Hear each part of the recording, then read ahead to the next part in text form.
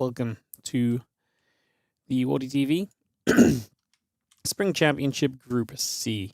In typical WardiTV fashion, ain't nothing easy. So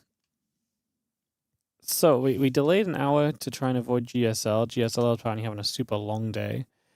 Which doesn't really do us any favors because Ryung realized late that he can't actually play until GSL is done because he's contracted to cast it. So I was kind of hoping we'd avoid issues with that, but it looks as though that might be something that just ends up being a thing unless GSL starts getting sped up a little bit. So I have to figure that out as we go. We're going to start the day with Strange versus SKillous and then Lambo versus Strange. So we'll see what we do, but we're not rushing to get through the games simply because if we rush, we're going to put ourselves into a position where we're basically just sat waiting. So I'm going to take it easy. Not going to rush game to game or anything. And that's why we're taking a moment or two just to get started here as well. And we'll just resend some of my goals and stuff. Just do some of those. Get that updated on the screen. And all of that. Am I still not online? Webcam, please. Come on. I've reactivated 3 times already. Yeah, there we go. We made it. We made it this time. All right. Hello, everyone. How are we doing? So, yeah, I know GSL is on. Obviously, that's going to affect viewership a little bit as well. But yeah, we'll sit back, relax, enjoy some games, and just get to it and cast what we can cast and go through what we can go through. Yeah, I'm going to keep an eye on GSL as well because A, GSL, interesting, B, also, I kind of need to know where it's at because otherwise I'm not going to know where we're at in terms of having players available and stuff like that as well. So we'll figure this stuff out, and yeah. So that's going to be kind of the plan. So we will start off with SKillous versus Strange. Now, SKillous' games today, guys, are from replays. He pre-played all of his matches. So, yeah, he pre-played all of his matchups. So as such, we are going to have his games from replays just because SKillous can't play through the day during the week. So this was something we knew about before you even tried to qualify. And this was absolutely fine. We'll see if he advances. Sort him out for the next round as well. There is no issues there. But yeah, I think other than that, we are pretty much just ready to go. I don't think I can actually kill any more time. So, let me unmute the StarCraft sounds, remember to do that. And let's get a play bit. I think I'm going to bring this blind down again. Now that it's not as warm.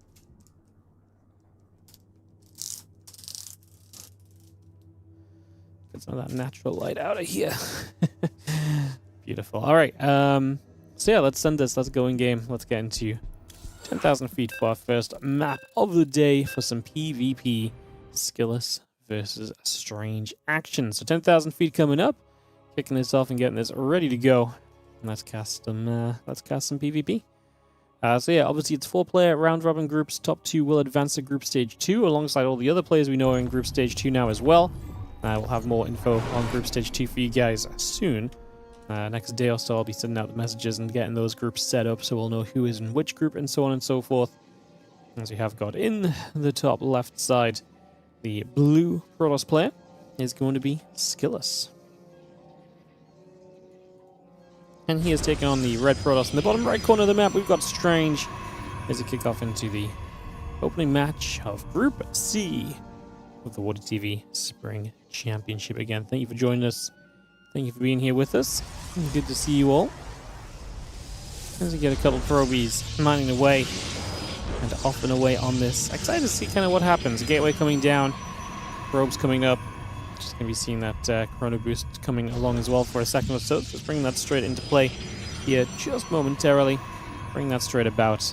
And yeah, just getting that Nexus chrono boost along. So far so good. With a couple of assimilators coming down, kind of just expecting this to be kind of, a couple of gateways on each side of the map, expecting this just to be gates and gates. But I guess we'll see what exactly happens as we do see our second gateway coming down here. So yeah, 2 gateways each. Now, of course, PvP really does open a world of what happens next. Is it going to be a whole kind of bunch of aggression? Is it going to be something a little bit different? Or are we going to actually try and expand versus expand here? It's actually kind of interesting. I'm kind of intrigued as to what direction this does take overall. So, yeah, waiting for that to get figured out as we do see the probe of Strange still heading toward the upper side of the map. So heading up to the top there for a couple moments. I'm just going to go scouting through for a little bit as well.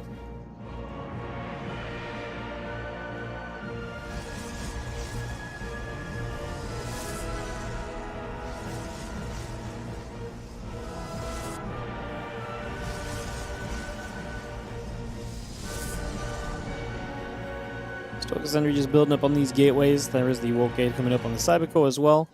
And I'm not used to. I've moved my mouse mat around. Like I've flipped it to kind of get some more use out of it before I replace it. And my mouse is like super slidey.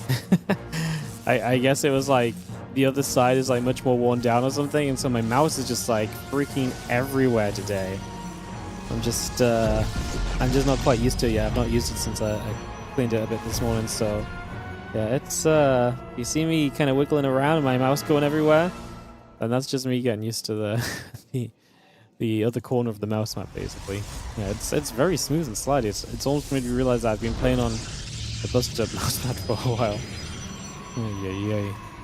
Alright, probe back to the high ground. Just going to see a sentry or two gathering it up. The probe's pulling back over. Twilight Councilor's coming in on the side of Strange as well to continue to get that on the go just for the moment. So bring that up. Stalker Sentry, Warp Gate, Probe, all producing through. Yeah, it's going to be a Stalker Sentry on both sides of the map just initially. So that's coming up. The Warp Gate's coming along. And Twilight Council starts up as well on the side of SKillous. So we're going to begin with that right now. Get that Twilight Council ongoing. And just going to be having ourselves the Stalker Sentry still building over for the next few moments. Blink is going to start on the Twilight Council. It's going to get that building.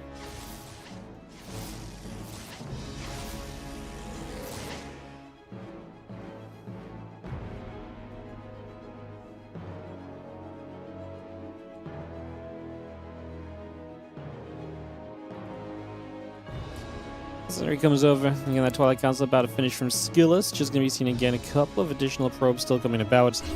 Blink is going to build on the Twilight Council as well. Two more Stalkers now warping into the low ground. Maybe, what, 3 Stalkers, a couple of Sentries here. Obviously, a couple of hallucinations. With everyone having expanded, we're playing a pretty fun macro kind of game as of right now. So, looking pretty reasonable across the board in this one. Again, getting that Blink up a little faster for Strange than it is for SKillous. Strange is a fun player. We don't see him play all of the time, but we see him playing here and there, and every now and again he kind of pops up in a few tournaments kind of next to each other. I feel like he takes breaks quite a lot. Or maybe he just doesn't play events so much for a little while and so on. Anyway, he's one of these players where in this group I don't expect him to make it out, but I can absolutely see him taking a map off of pretty much anyone in this group. Like, if he advanced out the group, that would be a surprise. But I absolutely can see him taking a bunch of maps here today, or at least some maps. Maybe even a series. Yeah, I think a lot of potential fun in terms of how all that may play.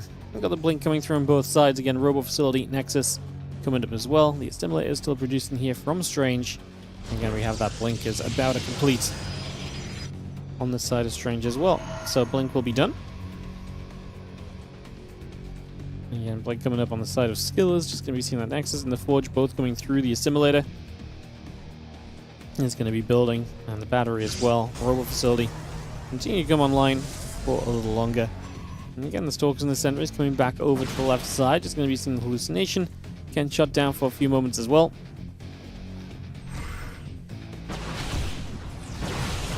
Get rid of a few more probes. 3, 4 workers going down immediately. These Stalkers just going to dive straight in. 5 workers going down. 6. Not going to have a one-shot there somehow once we missed a Stalker shot, but 6 workers from Strange as he dives in. Now goes to the low ground. 4 still comes down as the Sentries position themselves to try and deal with these few Stalkers, putting some damage on in there and pushing this back out. So we get the recall. Not a bad start at all from Strange. 8 workers killed, and bam, look at that. He's up 8 workers. Exactly. So just creates a worker lead for himself. However, is down a bit of army supply. We're at 6 right now. He lost 2 Adepts and a Stalker in this game. He has the model out at the front already, so that should help him if he does need to get defensive here, which is almost certainly the case. He's very outnumbered in terms of Stalkers, so even though he had the faster Blink, he's made a move in towards a more kind of unit-centric defense with this Immortal. Stalker stepping up this ramp, that battery goes down. We're going to drop a force field into place here. A couple of Stalkers just blinking away. Now the Stalker's going to try and make a play onto this Immortal. We get it! And SKillous looks as though he's going to start having a very good time very early. His third base is Strange in some serious trouble as the probes surrounding will do some damage, but obviously it's going to be tough overall. The few Stalkers blinking up, try and chase those other Stalkers down as well.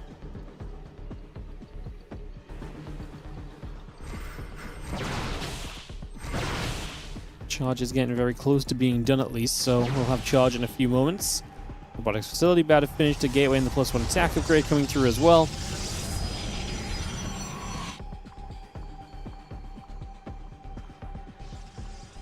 Stalker's still heading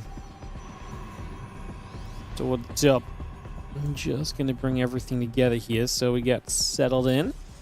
Just going to have the probe pulling back down for a few moments, so probe moving about. Prism and the charge both coming up. The gates and the probe come online as the Temple Archives from Strange as well, bringing that online as we speak. So again, the Temple Archives going. Now the Stalker's here. Going to be able to try and get one Stalker. Doesn't quite manage it just yet.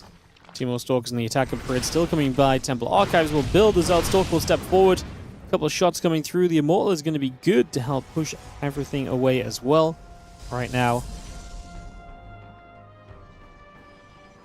SKillous is surprisingly not as far ahead as I thought it would be after that attack onto the third previously. Going to see him pulling it back for a second or two.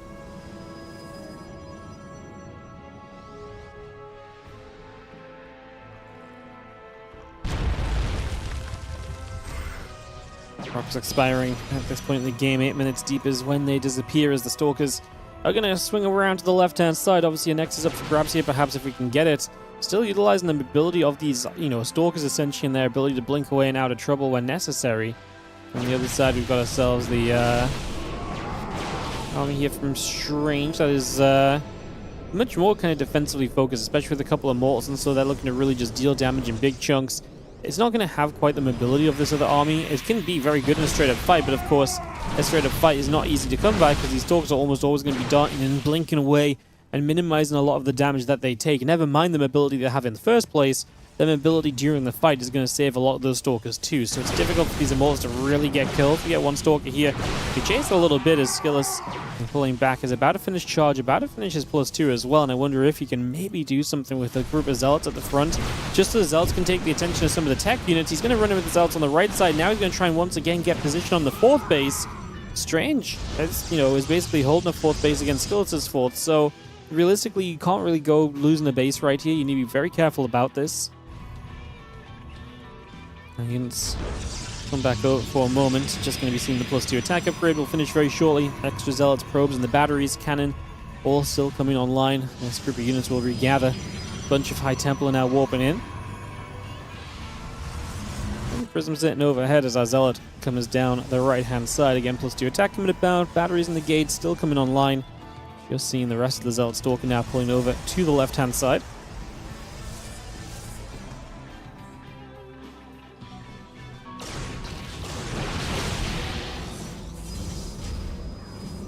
A couple High Templars warping in with this as just an extra Archon. SKillous' army is definitely scaling well. Moved from the Stalkers now into the Zealots, now getting some more of those tech units up and online here, so doing a good job with all of that. This one Stalker stepping forward, a few Zealots out in the front ready to meet said Stalker. Around the right-hand side, SKillous ready to pull in and look to make some plays as we look to maybe jump onto this Nexus in the front. Already a battery taking some damage. Like I say, it's this multi-prong that Strange is really struggling with. SKillous threatens the one side, he hits the other side, right? And SKillous is very good at just uncommitting himself to a position. As soon as we pull back on the left, we actually try and come back in the right. Problem is, we're actually breaking through on the left of SKillous. He had a bit more army supply as well, but it looks like this might just be the point where this game has broken down. The Immortals are broken onto. The Archons finally pull over to help, but this was the difference, right? We kind of need the Archons to the left to deal with the Zealots. Archons being on the right side to deal with the Stalkers is kind of the wrong army split. Immortals on the right, Archons on the left. Might have been a better way to go about this, but again, that's the constant complication that's created by SKillous being aggressive on two sides of the map and keeping his opponent guessing a bit as to what's going on. SKillous kills 17 workers, comes out of this in a big worker lead, and while the army supplies level out, SKillous will have the economy in his favor to rebuild with and to set up to go again. And of course, he's building off of, now 5 bases which have been untouched. It's always Strange that's taking the damage. It's always Strange that's being forced to play defensive and being held back because of the fact that SKillous just got to that Stalker count, kept that map control, and really worked with that early. He's pretty much forever had the kind of foot forward in this game. He's forever been the one getting to make the choices, make the picks, and deciding exactly how everything works out. More Zealots warping in as we do see this army of SKillous step straight into the front of this base again. No multi-prong this time, just straight up attack up as he maybe believes he just has enough. He also has the +3 attack, which will help. Strange tries to get onto the Prism. He knows he's going to need to deny warp-ins if he wants half a chance of holding this off. He has a good amount of Archons, which will give him some hope. Unfortunately, I think hope is all it's going to give him as he... well, like I say, the Archons give you some hope. I mean, the Archons actually perform very well there. And the issue still will be kind of economies coming out of this. SKillous up 20 workers. rebuild, go again. Should probably just try and get some tech online, although he doesn't have a lot of gas banks. It's not that he can just add a bunch of Archons that he's lost. Resource loss does favor SKillous, mind you. He lost 6 Archons, where Strange lost 3. I guess Strange also lost 5 Immortals in this game, though, which has obviously been quite the expense. Now he's swinging to the left side, and again, this is the issue. The Stalkers are just going to get value. As they just trade, they blink away when they're low, they keep getting shots off. And SKillous is basically saying he doesn't need anything else. He doesn't need, like, the straight-up fight and, for, you know, shieldiness that the Zealots provide. He just needs these Stalkers to start hitting and trading, and obviously trading well because they can blink back forever. Strange says GG. He knows he's slowly getting picked down and apart on this one. He knows there's not really much else that he can bring to the table in this case. And so SKillous will take a 1-0 lead in this opening best of 3 today over Strange in the PvP. Alrighty guys, I'm just going to run some ads early just to help the stream out a little bit. What's up, JBR on the YouTube? The W in WardiTV stands for winners because we're all winners every time Wardy streams SD2. Appreciate the kind words and the passion. The passion in the message. Appreciate it. Thank you. Alright.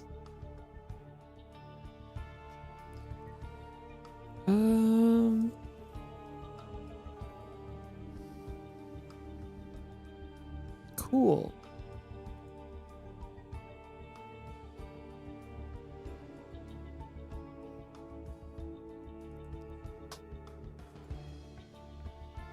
Alright, we'll head into game number 2 of Strange and SKillous, guys. Get this going in a moment. It's going to be on Tourmaline. Like I said, we'll let the ads play out. We're going to play it a little slowly here today.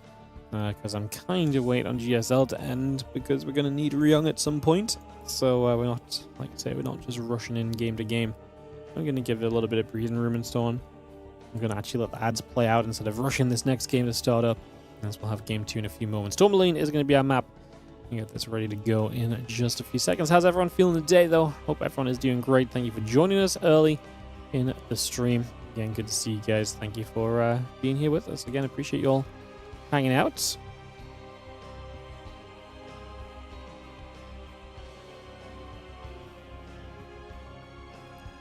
Appreciate you all hanging out.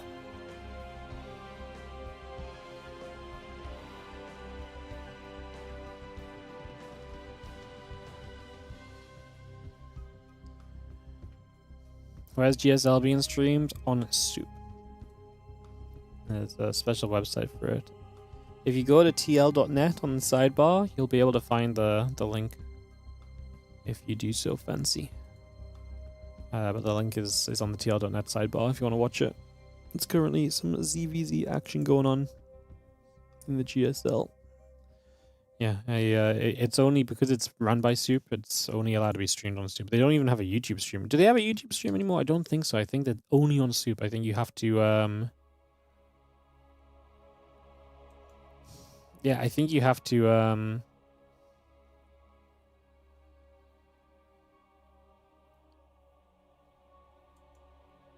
yeah, it's not even on YouTube. I was just double checking. Yeah. Alright. I think we're good, guys. Like I said, I'm going a bit slow between the games today. Appreciate you all hanging out and joining us. And let's head into Tourmaline. Let's get this one on the go. Let's jump into game number 2. So, we head into Tourmaline for the second map. Get this one up and running here. Let's load into this.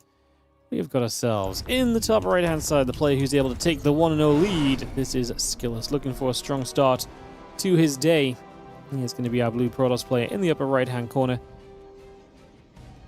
Taking on the red Protoss down in the bottom left. It is going to be Strange, trying to bring this back and setting up himself.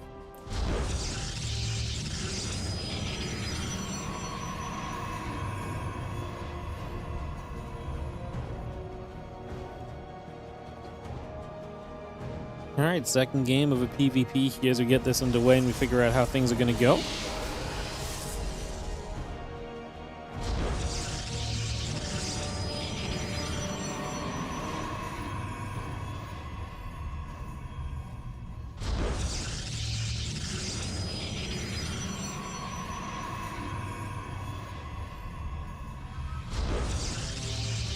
some of this going down, gates going into place. It's going to be seeing the rest of this going through for a little bit. Getting all settled in. Again, just going to be seeing those gates coming about, assimilators coming up. Probably heading across the map for a few moments. Seeing where we are at for a little bit. So yeah, gates coming around, probes in production. Just seeing our probes crossing each other's pathways for a few moments.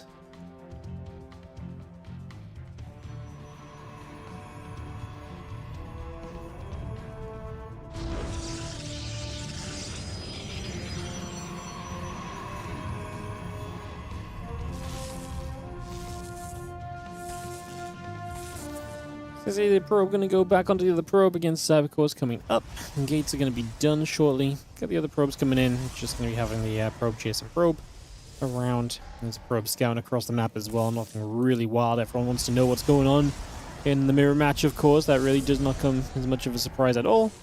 We just have ourselves the probe nibble and that probe there. Sentry and Stalker on the way, warp gates coming up. Seeing this probe turn back out the front of the natural.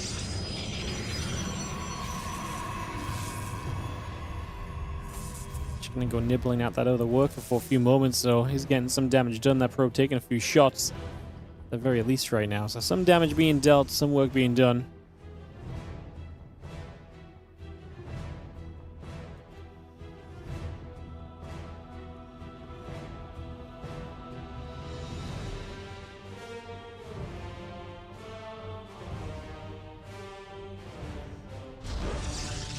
And next will be coming up, battery coming over. Just going to be having the span from both players, with the probe returning back. The unit count earlier is just +1 Stalker to Strange, basically. He has one more Stalker. And we'll have warp gates finishing soon. SKillous actually investing into another Stalker and Sentry. I was going to say, interesting that Strange... Okay, I guess that makes sense. So the Stalker evens out and the Sentries are going to even out as well. Okay, so everything is just evening out. And the Twilight Councils are going to be pretty evenly timed this time around as well, so might get to see some blink-on-blink action this time, actually. So that might be the happenings of this.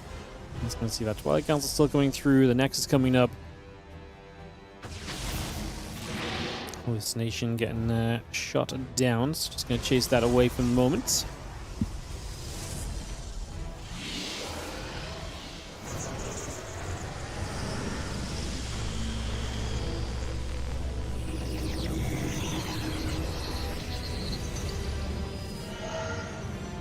Got a couple of Stalkers on the way. Just going to be hitting our hallucinations moving out. Let's see where we can get to. Before you know it, summer will be over before it even begins. Well, we can't even... summer can't be over yet. We haven't even done the WardiTV Summer Championship, you know?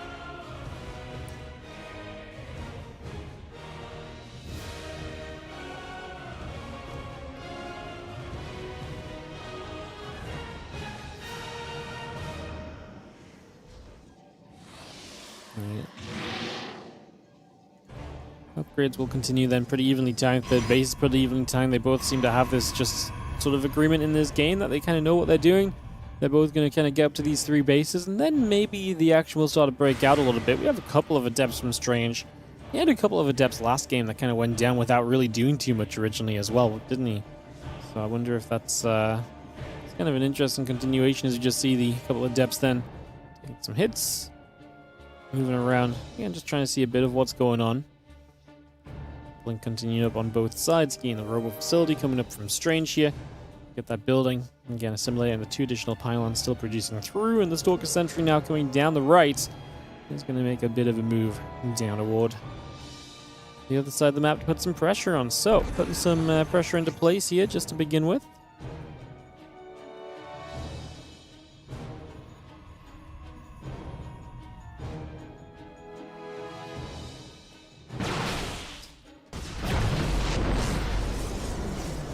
Guardian Shield pops. Kind of unnecessary. The Stalker's already blinked back. Just trying to help us be safe here. Let's see, it's a very low commitment gain again. Those 2 Adepts, they go down. A couple of probes died for SKillous. He's going to go straight at charge and +1. Again, Strange is going to play in toward the Immortals, so maybe playing a bit more toward the kind of stationary, static, very powerful army, but with that way less mobility, which did become an issue from last game. Now, obviously, this map should be a bit different. We're not going to be able to poke in from two sides as dramatically as SKillous was able to last time around. So there might be a little bit of an easier defense here as Strange last time really was ping-ponging from left to right to left again. And was constantly seeming like he was always out of position. And also that was part and due to the fact that SKillous was very good at pulling back at certain times as well. He was very good at kind of just knowing when to pull his units away from one direction to really pressure the other and to make the most of both those positions. So the adept shows up. We're going to get a few more worker kills. 2 more workers going down already. So SKillous actually once again taking some damage. And Strange just opening another couple workers lead. It's nothing too major. It's not a big deal. It's also only costing you a couple of adepts, so it's very cheap to commit to in the grand scheme of things right now.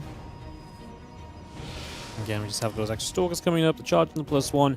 Continue to build out robot facility battery coming through too. Templar Archives will produce on the side of Strange, so just going to bring that Templar Archive straight into place. Again, the extra gates coming online. Charge building, +1's building.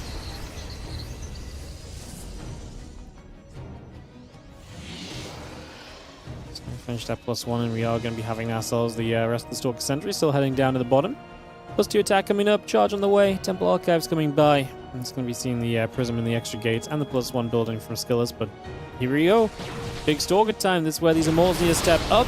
You try and get some big shots off, force this army to get away quickly. The longer it stands here and fights, the worse it is for you, because you're not killing anything during this time period typically, because if they're blinking correctly, you're not getting any kills. So the longer that this fight goes on, the more damage you're taking without really reciprocating anything meaningful. Maybe you do get some full damage on a Stalker, something beyond the shields. But of course, once those shields regen, a lot of that damage done is going to be lost. And there was the attempt to get the Immortal here, but now steps back a bit. We've got the battery to help us play this defense out. As we'll see, SKillous is once again still just poking at that very forward position, looking to break through this slot here for the moment.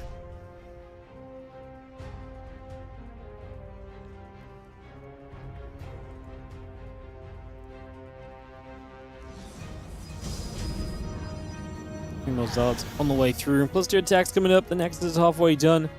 The 4th base on that right side from SKillous getting set up as well. Bringing that straight online.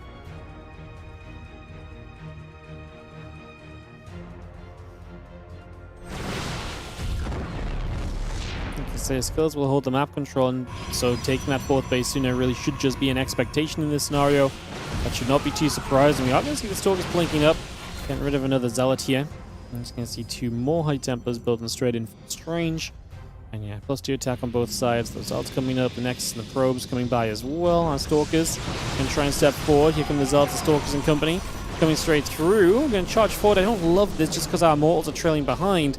It's hard to get them involved in the fight. And that's kind of the issue when you're playing against this big Stalker army. It's just, you have some ability of your own, but getting your units to truly, getting all of your units to truly kind of be part of that is going to be tough. So be careful how much, how far forward you're committing, because you might just be opening the door for your opponent more than you're opening the door in any other way.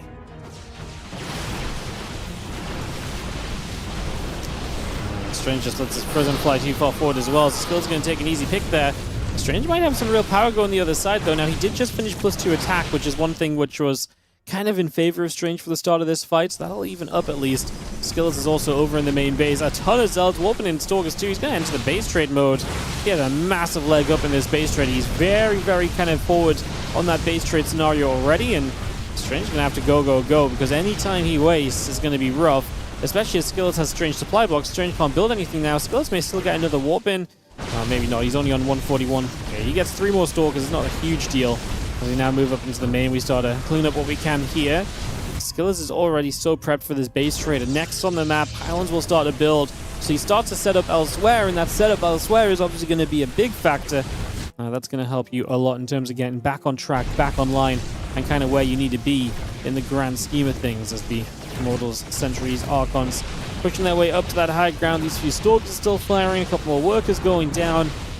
Like I say, Strange is not really set up for this base trade like SKillous is. Strange does have 37 workers still. They're all over here. He's got the money to build a Nexus, which he'll have to do soon. I think he's also thinking, yeah, take this base over here because it's a fresh base, rather than this base here, which is being heavily mined from throughout the game already.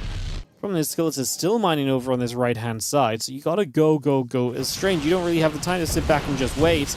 Again, all these probes are really nice if they can eventually get back to mining, but That's not a guarantee. We pop the Guardian Shield now. A few other units pull back. The Zealots will gather together. Just going to go after that one pylon. Just going to start going after the other. Pop a hallucination into play as well. It's going to come down this right-hand side. Pylon going to get jumped on. The cannon gets jumped on. The Stalk's coming through. The couple of Immortals still firing. The Nexus is going to be in some trouble as well. Just continue to fight through this all. And this is going to be a pretty crazy scenario here for Strange, though, because if he tries to come back up this ramp, these Stalkers are going to keep on kiting him and doing some good damage. And against this, the power of SKillous. Now, again, if Strange can get involved in a straight-up fight, that would be great. In fact, is Strange only on this building Nexus? He is. Oh, so he has to go. He has to keep this Nexus alive. He's got 25 probes. He could maybe build a pylon or something. Is he going to realize it in time? I don't think so. Strange gets eliminated through buildings. He could have maybe built a pylon. He actually evened out the army supply. He could have maybe built a pylon defender, but then he wouldn't have been able to do anything else. The problem is if you can't cancel a Nexus. If he builds a pylon to then cancel Nexus, he doesn't have minerals to make a Nexus again. And obviously then you can never leave the pylon either, and so SKillous just builds up with his economy.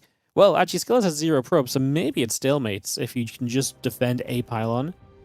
Yeah. Alright, GG's. Well, in typical fashion, guys. In typical fashion, GSL is not looking to end anytime soon, so we'll work around that when we need to. But we are going to be heading into Lambo versus Strange up next. We get some ZVP on the way, and we'll kick this off in a few moments, guys. Perfect. So some ZVP, Lambo versus Strange up next. What was the schedule meant to be? Was it meant to be Strange versus Ryung after this? It was. Okay. Like I say, we may have to pull the SKillous matches forward because we have those set up from replays. So that might just be a different approach in terms of schedule a day, because yeah, GSL has taken a very, very long time, and we're going to be kind of screwed on that otherwise, so yeah.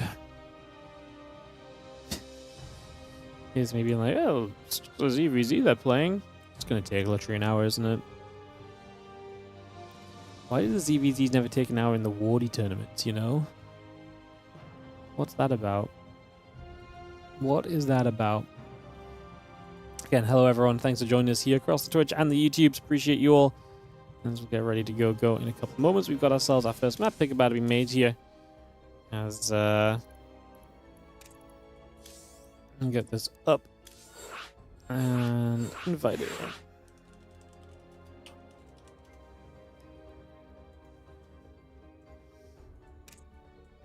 Sweet, Strange up. I'll get Lambo in here as well.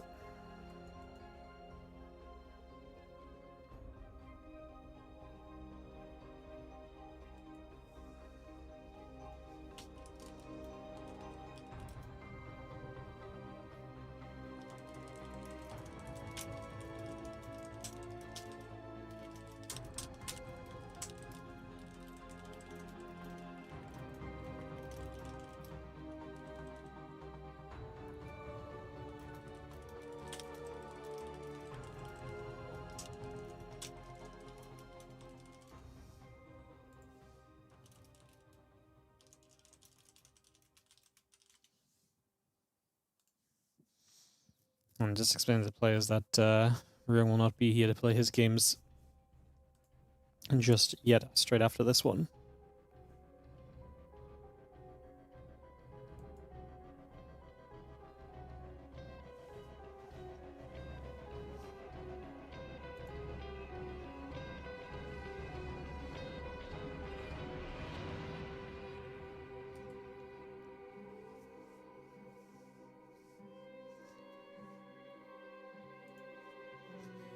Alright.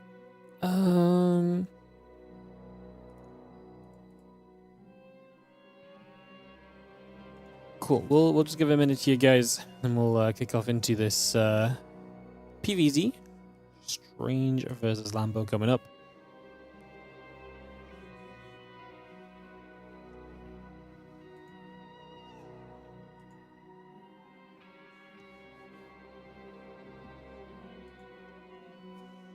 Just wait for these ads to wrap up, and we can ready up. Cool. We're ready on this side. We'll get the players ready, and we'll jump into this second match of the day, guys. It's going to be Strange. It's going to be Lambo Pros versus Zerg action. coming your way in just a few moments' time. Strange ready, just waiting for Lambo to ready up as well. Go, GLHF. I'll kick this off and get this started. Alright, kicking into Winter Madness. And thank you for a little bit of patience between the games, guys. Like I said, we're trying to stretch it out a bit because we're basically going to be blocked in our future games by GSL. So, trying to not make it too much of an issue. I mean, it's not terrible for us because, like I say, the SKillous games at least are for replay, so we could cast the SKillous games if nothing else, and so we can fill some time in. It's just I also feel bad for the other guys changing their schedules a little bit. Just unlucky. Just unlucky. Like I say, I thought our adaptation of delaying an hour would pretty much solve this, but alas, it just has not.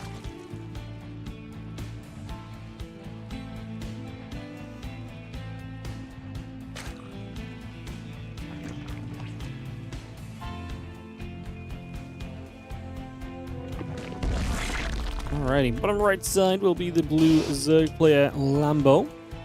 This is obviously a fresh best of 3, fresh series. Lambo going for that early pool, so pulling it up early. Not super early, but like still pool well before the hatchery. Obviously does open the door to some aggression, but this also just puts you into a very safe place, I would imagine, in case he thought Strange was maybe going to do something quite quirky.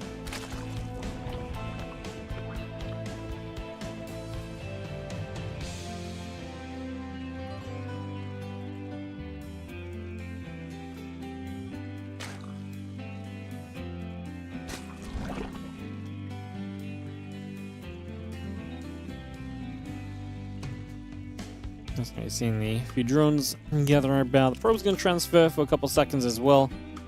And gateway. Couple of things in the queen coming through, hatching the gas, coming online. Bring this into place for a few moments.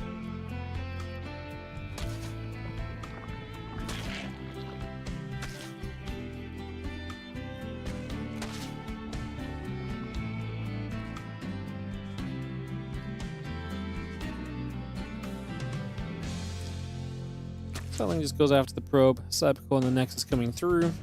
Queen, drone, hatchery coming up.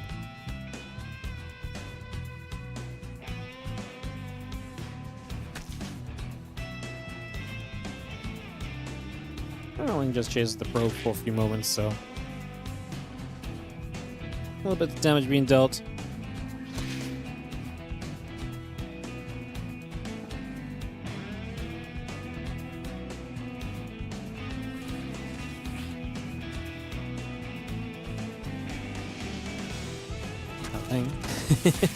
That Ling gets in, gets killed. No surprises here.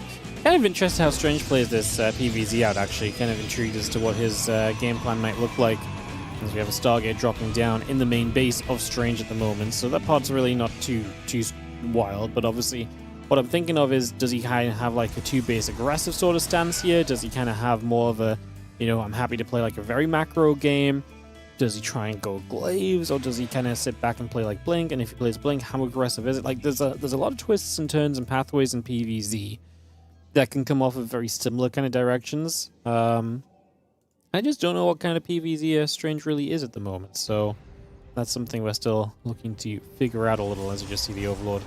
Back through the natural, hatching the drones coming up, Lings and the Queen, the Ling speed coming by. A couple of depths going to come in there, the Evo chamber coming down. Just going to see the Lings are going to go about as well, Queens.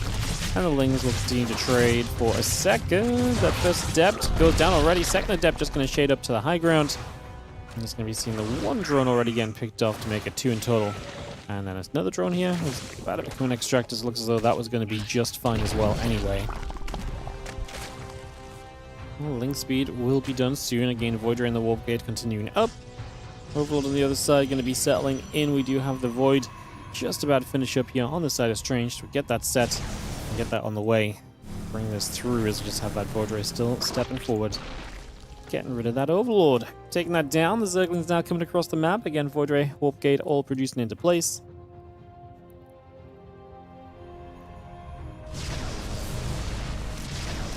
Will be there right away. Those few Zerglings coming about as well.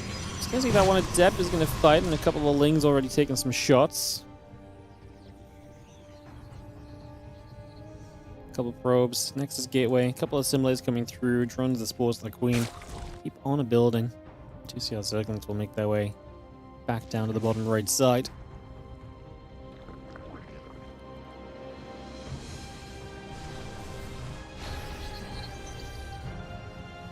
Voidray will just be there, again, picking off the link, trying to get a little extra done. And yeah, a few more lings gather up. That Lair's already producing through from Lambo, so Lair, Roach Run from him. That Voidray is still building along. Nexus Forge and the Toilet Council coming about. Battery on the way. And yeah, a couple of Probies coming through too. Keep those Extractors on the way, alongside everything else. And our Zerglings will be back to the upper left. Try and put on a little bit more pressure. Centering the Adept are going to be there. I'm ready to try and fight against those lings, ready to try and deal with those. The Overlords are all building up from Lambo. A couple of probes are going to transfer over as well. As you can see, these lings looking to re-engage in, but a couple of Adepts just going to say, nah, not just yet. Now I've got our Gate Snap probes and company coming up as well. Got that charge, got that +1 all building here, got our Nexus, got our Templar Archives also continue to produce on through.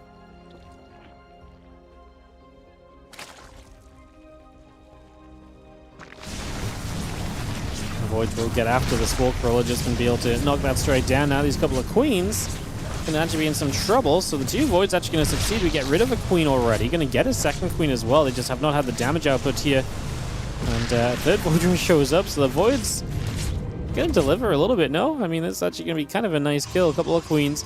The only issue is you've built 3 Void Rays, which are very expensive, obviously no Oracle, so you don't have all the usual Oracle harass in the game. So while this is nice, it's coming at the cost of what could have been Oracle harassment up until and continuing through this portion of the game as well. So, like I say, it's nice to an extent, but it definitely has its downsides also.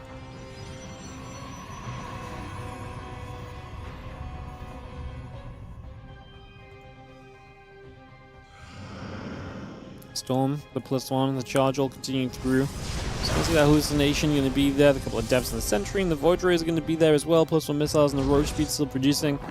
That Creative Spread still pushing forward. Bit up the left, bit up the right. Runling on the left side is going to gather also for a few moments.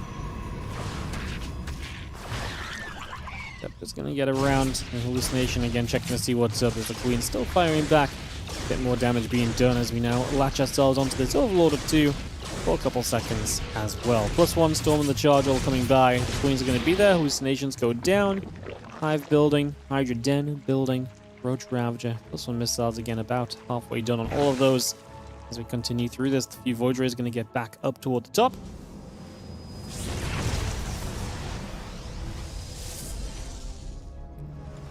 Templar's Arc on the Adept.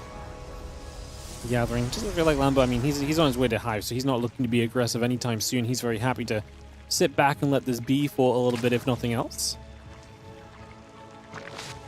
Then we have a Lurk Den that is producing through. Got the Hive in production. Those 11 Hydras going to be a nice addition as well. This hallucination still moving out over the right. Strange continue to bring this across for the next few moments.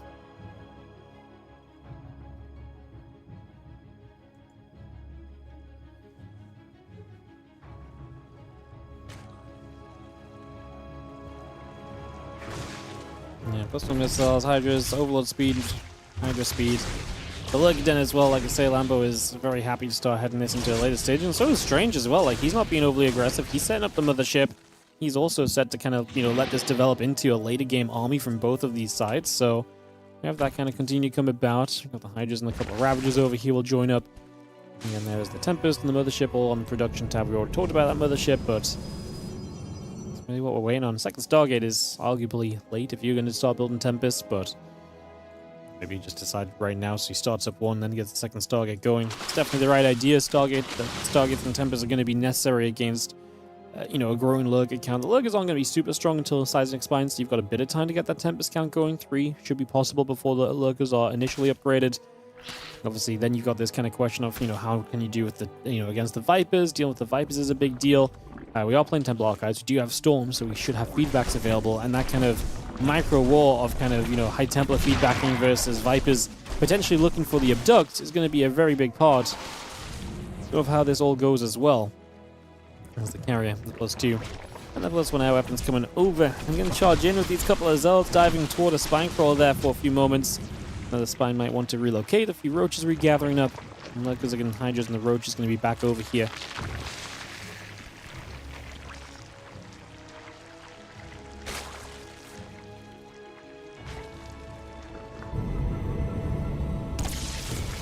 Army of Strange gathers, and we get rid of a couple of creep tumors at the front, just going to poke forward. The units want to push through. Going to have a storm, obviously, to try and zone this out. You shouldn't really be allowing Lambo to even get close to you with this force. Not quickly. You know, obviously, eventually you can kind of, you know, slowly push forward a little bit at a time. But those High Templars should do a lot of zoning, and if you want to commit onto this army, you're going to take storm damage, right, is what it comes down to. That's basically just a statement. That is something that is absolutely going to happen. Let's just see that storm coming down. The Changeling's getting hit. Spire is about halfway done. The Viper going to be done in a second, plus 2 missiles. On its way through, we abduct a High Templar there, I believe. A few roaches and Ravage up on the right. I don't think that's super important. I'd imagine if the cannons can get rid of these, it should be kind of fine. You don't want to take much damage to these either. If they're kind of just throwaway units for Lambo, you don't want to be losing much to them. And Strange also has some zealots on the other side. Going to get a spine crawl and keep this mineral line open for harassment, so he's going to get a few workers himself. And Lambo will end up taking some damage here initially.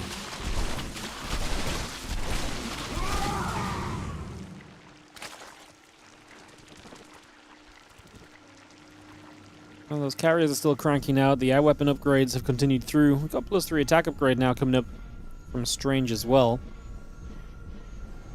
+2 air weapons also being brought into place.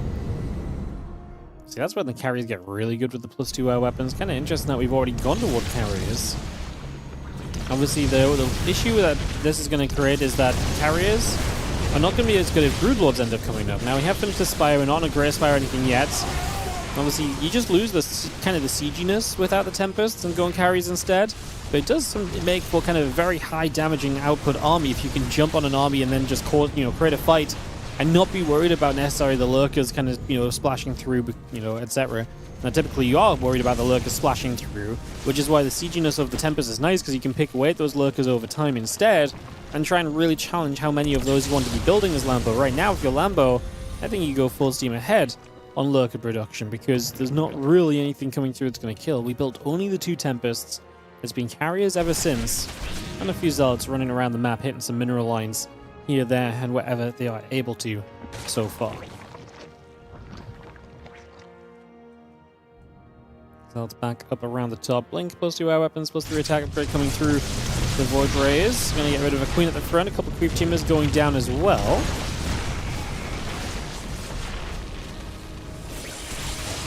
These storms coming down. Just going to be seeing those Hydras getting hit hard as well, as just have the, again, Blinked +2 air weapons and the +3 attack still coming through. We've got a melee upgrade coming about, Kindness Plane and Adrenal Glands all coming online, where Zerglings will make their way back toward the top side. There's just going to be a next and a couple of pylons here. They're going to be an easy target, trying to deny this 5th. Lambo going to keep this game under his control. If he can deny this 5th base a few times over, keep himself in a good eco lead, it's going to be big. Strange just gets here so late to really do anything about it. The left side base is super cannoned up, and he kind of needs that on the right side as well. Otherwise, run-bys like this, a couple Hydras and a bunch of Lings are going to keep on seeing, you know, success. So I wouldn't hate Strange just sitting where he's at right now for a few moments and just making sure this base comes online. Because running across the map, these units are just going to show straight back up. We're going to make no progress at all unless we just commit across the map, which apparently is going to be the play from Strange. He is just going to start sending it. Lambo goes from the right side base, going to go up to this third base. There's some cannons and batteries there. And he's also just got access to run to the natural. Going to go after the Cyber Core, which is Chrono Boosting +3 air weapons. Abduct on a couple of initial Void Rays that take a long time to go down. The Lurkers do now get burrowed. We need to see surely a storm on these Lurkers. There's a bunch of those Lurkers. The Time Warp active. I mean, the Lurkers going down. Lambo's supply is dropping, and Strange is looking like he might just have a good enough fight here anyway. Wow, I really thought we needed some storms that just never came down. Clearly, we didn't need them, otherwise he would have used them. As Lambo is rebuilding 14 Corruptors, even that is going to keep him at 150 supply. He's going to get run over by this Protoss army. The carriers strong as they need to be right here. The Viper's going down in this fight. The Corruptor's not going to last long at all. Wow. Strange just says, don't need to defend the 5th base. I can just push, attack, and win. And Strange is going to take an opening game here in this Protoss vs. Zerg matchup. Is going to go up to a 1-0 lead. Strange onto a 1-0 advantage then against Lambo. Looking for maybe a little bit of an upset here today as we head into game 2 in a few moments' time. Second map is going to be 10,000 feet, I believe. Yes, it is. get that hosted. Get this on the way.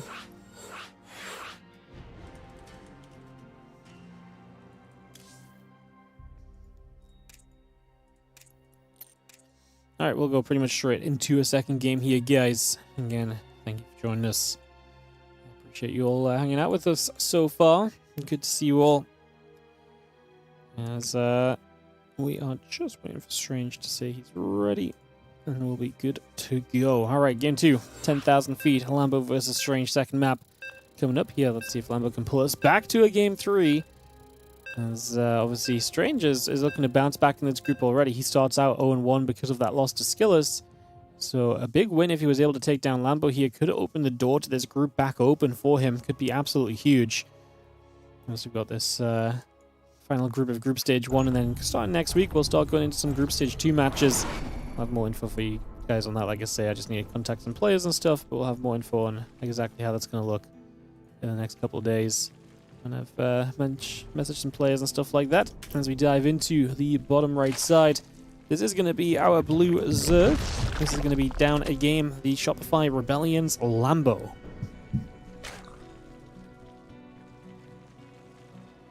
In the top left, our red Protoss. This is going to be Strange.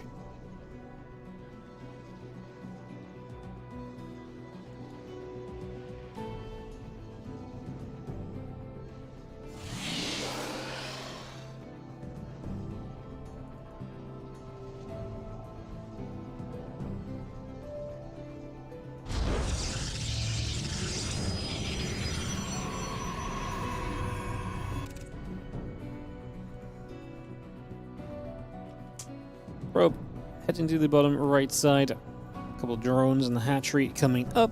Gate in the simulator coming into place. Extractor coming through.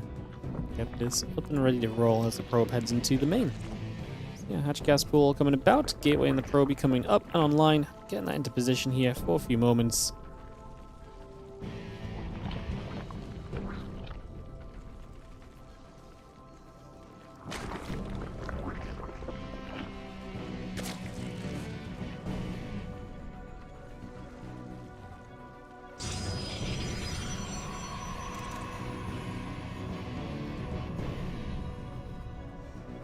Lambo was a bit late on the Spire. I think it's one of those scenarios where actually he built a bunch of lurkers and they actually never really got effective, right? Like, kind of weird, but like obviously they were burrowed up in the fight, but usually as the Zerg in these scenarios, you at least have one push with the kind of lurker Hydra kind of army, and then you transition through to the Spire stuff. And Lambo never really got a push going, and obviously he was being harassed down by Zealots throughout this. He did deny the 5th a couple times. But he never really got like an initial trade on the other side of the map with kind of lurkers and so, and I think when the fight came about, he was actually just very underprepared for it and obviously caught out of position a bit, caught off guard, and things really kind of devolved very quickly from there, so yeah.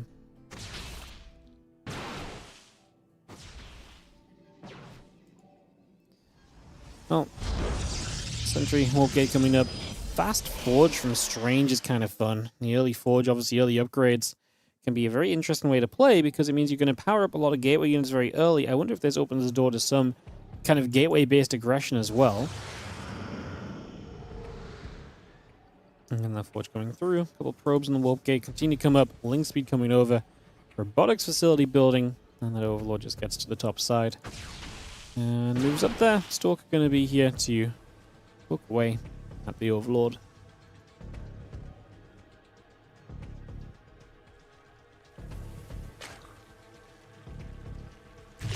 What we really need is a patch. Ooh. How long has it been since we last got a patch? When was the last patch? When did that hit? Was it late last year? I can't even remember when the last patch was. Let me do some mild digging.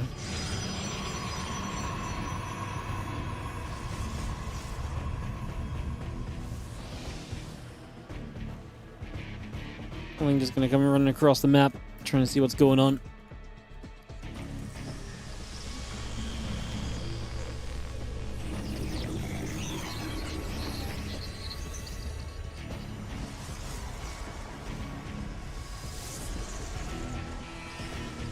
September 30th. down. That was our last balance patch. That was kind of a big patch. When was the patch before that? November 25th? So it was about, what, 10 months? We're definitely coming up on being due a patch. It'd be nice. I mean, patches are always good because obviously mixing up the game, like changing the meta up a little bit is generally a good thing, so... typically speaking, I don't think anyone would say no to a patch, honestly.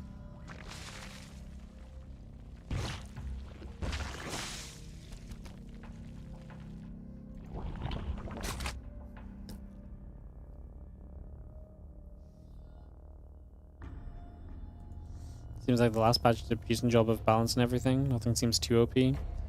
I think the biggest issue is more that certain matchups are very frustrating at certain stages. And it's going to be a lot of Protoss hate in this sentence, and it's not intended like that, but PvZ I think feels very unfun to play for Zergs because you have to play in very specific ways, otherwise you get really kind of railed out the matchup. And I think PvT is actually a lot more balanced than it was, but man, I've said this a few times before, and I don't want to cause an uprising, so this is going to be a very quick comment, but like, PvT to me still doesn't feel like StarCraft, you know? To me, PvT, the race identities have been lost in a big way, and with the race identities being lost, it's just like, so much of like, when I cast a PvT, I'm like, oh, I don't think that should be good for him, and then it's absolutely fine for, you know, someone or something, you know, like, the matchup just feels off. And I don't know if it's just like we're so far removed from what PvT used to be that it's just never going to go back to that, and my unconscious bias of years upon years of PvT beforehand is still just there. But like, to me, PvT just doesn't feel fun because I feel like we've just seen better phases of PvT in the past. And I think Terrans are winning a lot more than they used to. In fact, we've seen Terrans really figure out TvP a whole lot more recently, but there's also certain stages of TvP that feel very unfun where it's like, okay, well now the Protoss has the entire map, and they're going to throw things at the Terran who can just survive on 4 bases for 20 minutes. Like, it doesn't make for the most exciting StarCraft, basically. So, yeah, that's my hot take. But yeah, I think this is going to... It's kind of funny, but I actually think Zealots are kind of an issue. I think Zealots might be my biggest problem. And yet, if you take away Zealots, do all Protoss compositions just fall apart? Yeah, probably. But Zealots are just so freaking tanky in the right scenarios, which is also a lot of scenarios. They're great at warping in. They're great at being aggressive. And at the same time, so you know, aren't Marines, aren't Zerglings, aren't all of the melee, aren't all the initial mineral-only units of each race very strong in their correct scenarios? Yeah, I think so. It's just that Zealots really seem to... I don't know. I feel like if you could fix the Zealot, I don't know how you fix the Zealot without making Protoss completely unviable, right? Yeah. Because I feel like a lot of PvT is really fun, and then 16 Zealots warp in, and you're like, oh. And there's just no way for, like, the Terran to deal with 16 Zealots, because to deal with 16 Zealots, when you're on low supply yourself, you need, like, 30 or 40 supply of bio. Right? But I don't know what we do to fix that. Zealots. They're just so efficient. And then they're terrible sometimes. Like, sometimes you have Zealots against the right amount of units, and they just melt, and it's like, oh, Zealots suck. Yeah, it's a very complicated scenario, plain and simple. Anyways, I've yapped on enough about stuff that isn't really to do with this game, as you are going to be seeing a lot of units coming down the bottom side. Playing with Hallucination of the Colossus, obviously this is a good supply count from Lambo, but he doesn't have his missile upgrade. He is going to have Bane speed at the very least to help him out. A few extra Banes finishing. Those drones in the back are going to get hurt as Lambo is going to lose his 4th base. He's not confident diving onto this just yet. The army supply is strange. Isn't looking reasonable. We yoink in the 2 real Colossus. That's very good. The Viper's getting rid of the splash damage, but that happened very late on. Now yoinks in a fake Colossus, so 1 Colossus in the back here is still firing. Strange loses a lot of supply. Obviously, Lambo lost a lot of drones, and losing the hatchery is going to be rough for him long term. Can this Roach Ravage army actually fight through the rest of this? It's not a great force that remains. 1 Colossus, 1 Immortal, and a good chunk of Stalkers. If we just yoinked the real Colossus, that would have been so nice. He actually yoinks the Colossus and the Immortal in. Oh, we actually kill it with Corrosive Biles as the Colossus try to run back into the rest of the army. The Corrosive Biles land to make it a KO. I actually thought we'd yoinked it and not been able to kill it. Now Corrosive Bile the Prism, that's going to go down. That's massive. That stops this attack dead in its tracks. Apparently that's going to be enough to get the GG off of Strange, who was 3 base all in, and he just says any amount of hold, even after killing the 4th and a bunch of workers, is not going to be good enough for me here if Lambo holds basically in the slightest. And so Strange taps out, and Lambo is going to take this to 1-1. Zealots need less defense. The problem is with Zealots is that it's this really weird cycle of like melee units are really hard to make good, right? Which is why you had to give Zealots basically charge in their speed upgrade. Alright, let me figure out what this map's meant to be. It's Winter Madness? No, we played that one. Ruby Rock. Ruby Rock. Melee units in general are very weird, because to make melee units good, they've got to do something interesting.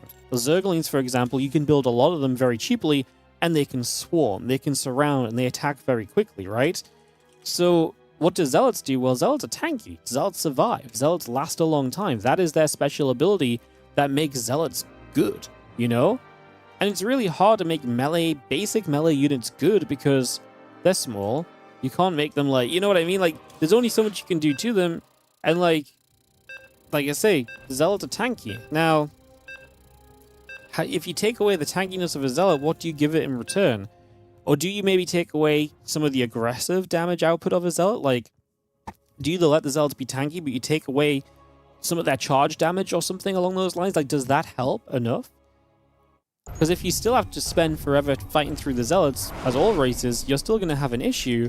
But at least then maybe there's a point where if you warp in too many Zealots, they don't do enough damage to really be viable. But then if you take the Zealots' damage away, are you not just completely removing Zealots as an option early game, which makes a lot of early game Terran stuff even stronger as well?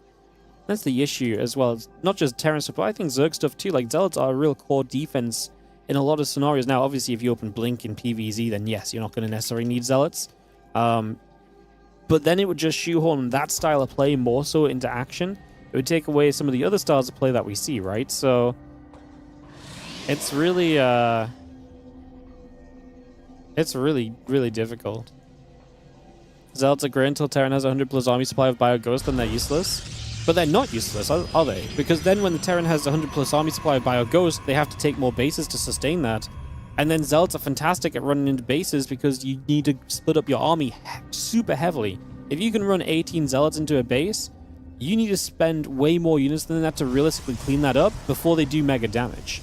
And if you have to send way more units, that splits your army down in a bad way, then the rest of the Protoss army can jump on that. And that's the typical ongoing issue that Terrans have of getting out and taking bases is very difficult because Zealots, if they're not good in a straight up fight, are probably very good running around the map and causing chaos if you try and do anything.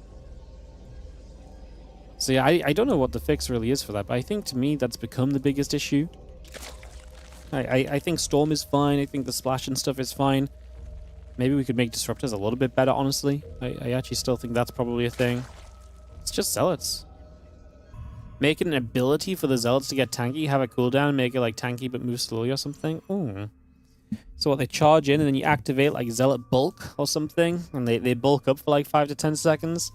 Yeah, the problem with that is that if you have an ability that you activate, you just kite them, right? Like you just run away for 10 seconds while they're bulked, or whatever you want to call it. And then you re-engage, because the beauty of Zealots is that the only good thing about playing against Zealots is you can kite them to some extent, right? It's a very interesting scenario, and I really, really do personally think that it comes down to the Zealot. I think the Zealot is such a fascinatingly problematic unit, honestly. Like, it's just such a fascinatingly problematic unit. But is it really? Like, is it the other things behind the Zealot that good? I actually don't think so. I mean, you could argue that Zealot's only an issue in some of the matchups because of the rate at which Protoss can expand, but how do you fix that in this day and age? Like, that's way too far gone, you know?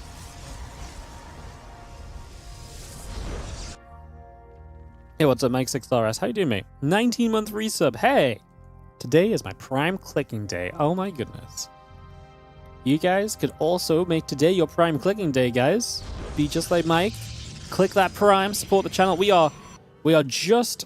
We had a big sub drop-off over the last day, so we're just narrowly staying above 500 subs, which is kind of sad, because we are coming up to being about halfway through our big spring championship, and we've actually made just very basically no progress at all on the sub count. So, if you enjoy the stream, do consider Prime subbing up. Helps us out a bunch. Helps us to keep the StarCraft a-rolling. We appreciate it. As yo, what's up, guys? It's Jose. No Prime, but I want to let you know I'm going to be a dad. Yo, congrats, man. That's awesome. Make sure you teach them to not be a Protoss early. You know, gotta get them 1As out of them ASAP. Yo, congrats, man. Thank you so much for the 6-month resub. Appreciate it. Congrats, that's awesome.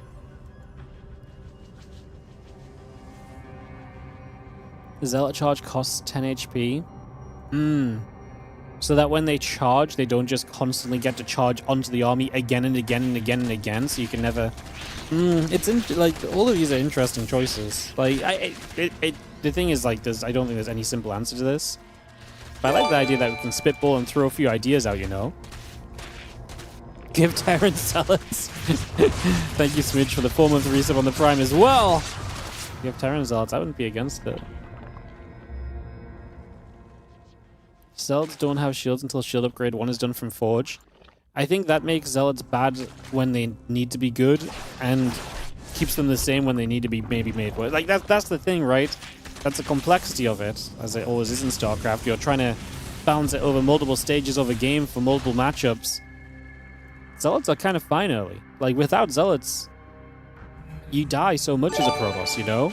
Realistically, you die a lot of the time as a Protoss. So you kind of need Zealots to be good enough to not die. Or reimagine the Protoss early game, which is then, you know, taking on many more kind of things. No, Strange, that was not it. We had a transfuse on the Queen, which I think is why he committed to the recall. Because I think he realized, he's like, oh, I don't have a clean surround on this. And he's like, and I know there's a Queen with a transfuse coming. So he realized it was not going to be good. So he drops the recall, but unfortunately he just gets nothing done in that situation. Oh, that's going to be brutal. Spore's done in time, and Lambo shuts down this DT attempt from Strange. It's a real shame, especially because of the way he did this. He didn't even do this with, like, a Prism, so you could, like, morph Archons and drop, though. I mean, this might actually just be Strange who is dead right now. I think this build has fallen off the cliff, unfortunately. Because you can see now that these Lings just run across the map, and Strange has no units. Yeah, Strange has no units. GG. Yo, thank you, Azakai. Thank you so much for the 4-month resub on the Prime. Dropping the Wardy drone on the chat as well. Appreciate you. Thank you so much for priming. Okay, guys, you nearly start a little hype train. You nearly start a little hype train. I appreciate that. Thank you so much. As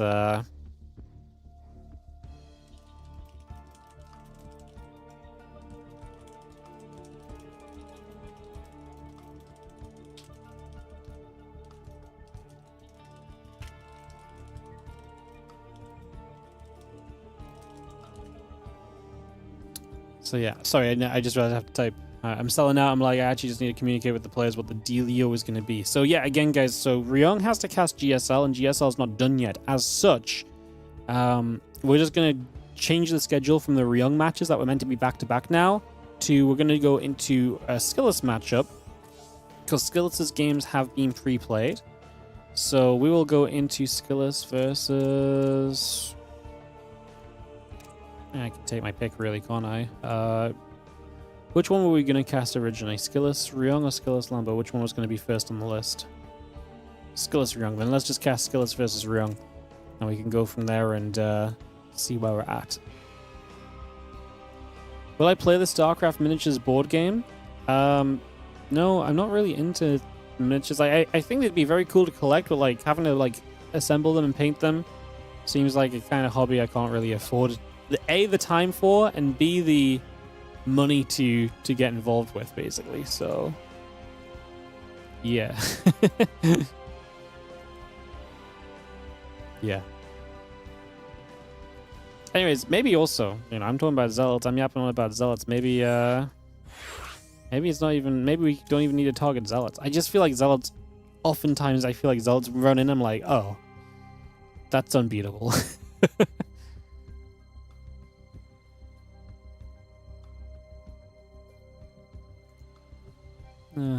Sometimes it's fun to think a little bit, isn't it? Alright, we'll give it a minute, guys. We'll jump into SKillous versus Ryung. Again, we are waiting for Ryung to finish up casting GSL. When he is done casting GSL, they have their last series going on right now. When he's done with that, we can get back to the original schedule, which will be Ryung versus Strange, Ryung versus Lambo, and then we'll end the day with Lambo versus SKillous as well, but we're just going to shuffle things a bit because, like I say, we need GSL to be done to allow us... Yeah, we need GSL to be done to get Ryung here. We had a miscommunication, and then I delayed it, and we just thought it was going to be fine. We didn't think it was going to be a big deal, and then GSL just had a bit of a longer day, that's all. It's not even super long. It's been like 4-ish hours now. We're not too far off. We're like 20 minutes away from maybe it being fine, so it nearly worked out. Just one of those days where we went a little bit fast, they went a little slow, and so we overlap in a little bit of a worse way than we wanted to. Alright, we got about 30 seconds, and we'll kick off into SKillous and Ryung PvT then. And get this started up, guys. Get this ready to go.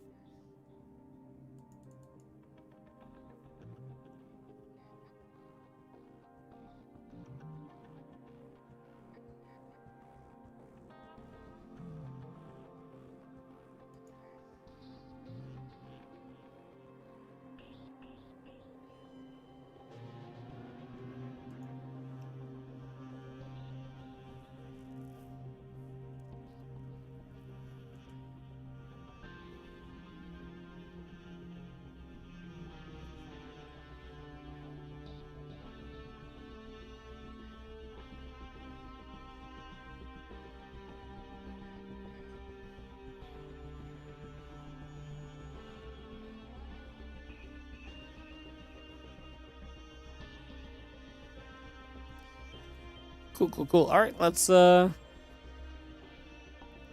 in to Ryung versus SKillous, guys. So, TVP, series number 3. Getting this one on the way up and running. And I'm going to head into Winter Madness to open this series off. So, kick this off, get this on the way. Let's see what happens.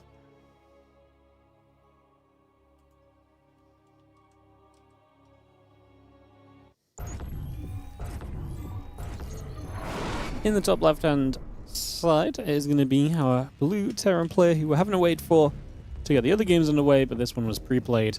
It is going to be Ryung in the upper left-hand side. As in the bottom right, our blue Protoss is going to be SKillous. So Ryung, SKillous, and TVP getting going in a few moments.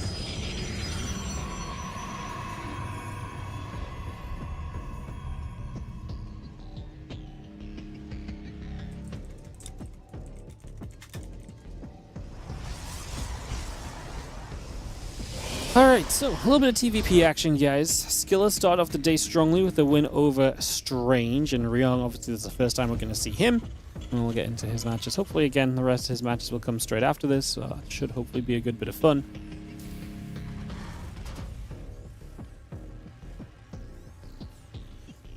Game 1 of the BO3. Actually, I was trying to pick a favorite for this one. I'm like, I think Ryung.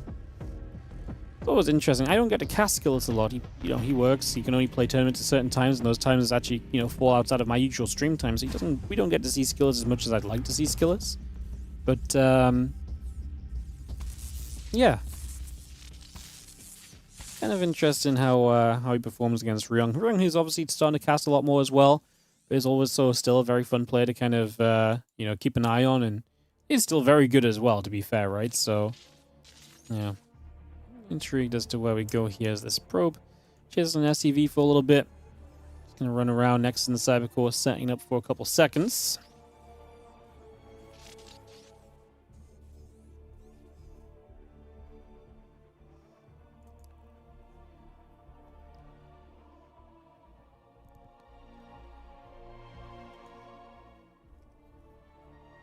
Next is building a simulator on the way by. It's going to see the Adept in the Warp Gate building up as well. So you're seeing the factory coming through, the tech lab on the barracks. We've seen this a lot lately. This kind of barracks tech lab opening where we've seen a lot of Marauder stuff. Now this is a fast factory, so I don't think this is actually going to be connected. I think this is probably just going to be a barracks making way for the factory to actually get onto the tech lab early.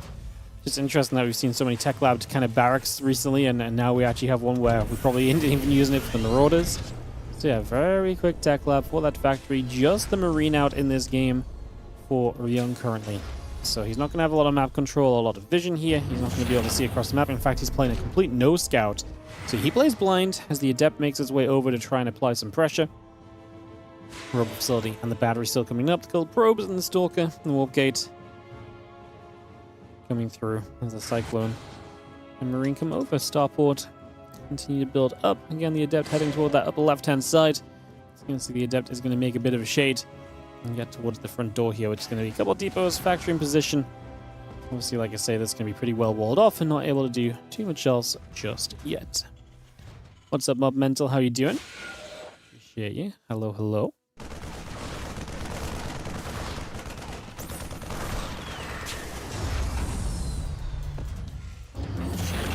Cyclone gathers. It's going to be seeing the, again, Medevac Barracks, the reactor coming through. Prism coming up. Warp Gate on the way. That Twilight Count's coming around as well. It's going to have the setup continuing here for a few moments. Again, that Prism coming through. That Warp Gate is about to complete. Just going to see this orbital floating down to the low ground for a couple of moments. So Ryung is able to get that in position now. Yeah, he has a Cyclone, but not really much else to really do right now. I mean, I guess the Medevac pops, and then we're just going to take the Marines and the Cyclone across the map. So away we go to try and see if we can find some damage. I mean, SKillous has himself a Prism. This does mean it's not like an early blink or anything, but he's going to go charge straight away on the Twilight Council now that it begins. Let Depths the Stalkers move through. The Prism is going to be seen. Ryung, I was going to say, he can lock onto that Prism. That's a massive shutdown, because that means you can absolutely, if you kill the Prism off here, deny Warpins and aggression, but he does not get it. The Prism lives. Oh, I was going to say, is that a tank? Is that a Cyclone? No, it's a tank. But then the Marine's actually good enough. SKillous not paying attention to the Prism, and it goes down. And so, unfortunately for SKillous, this becomes very troublesome now, because he doesn't have any mobility on this army, so the Cyclone can actually do a lot. Get some lock-ons, get some picks, and obviously just makes it very difficult to realistically push into this position from this point on. Charge the Prism coming up. A few Stalks and the Adepts continuing back down. And Marines will gather up as well.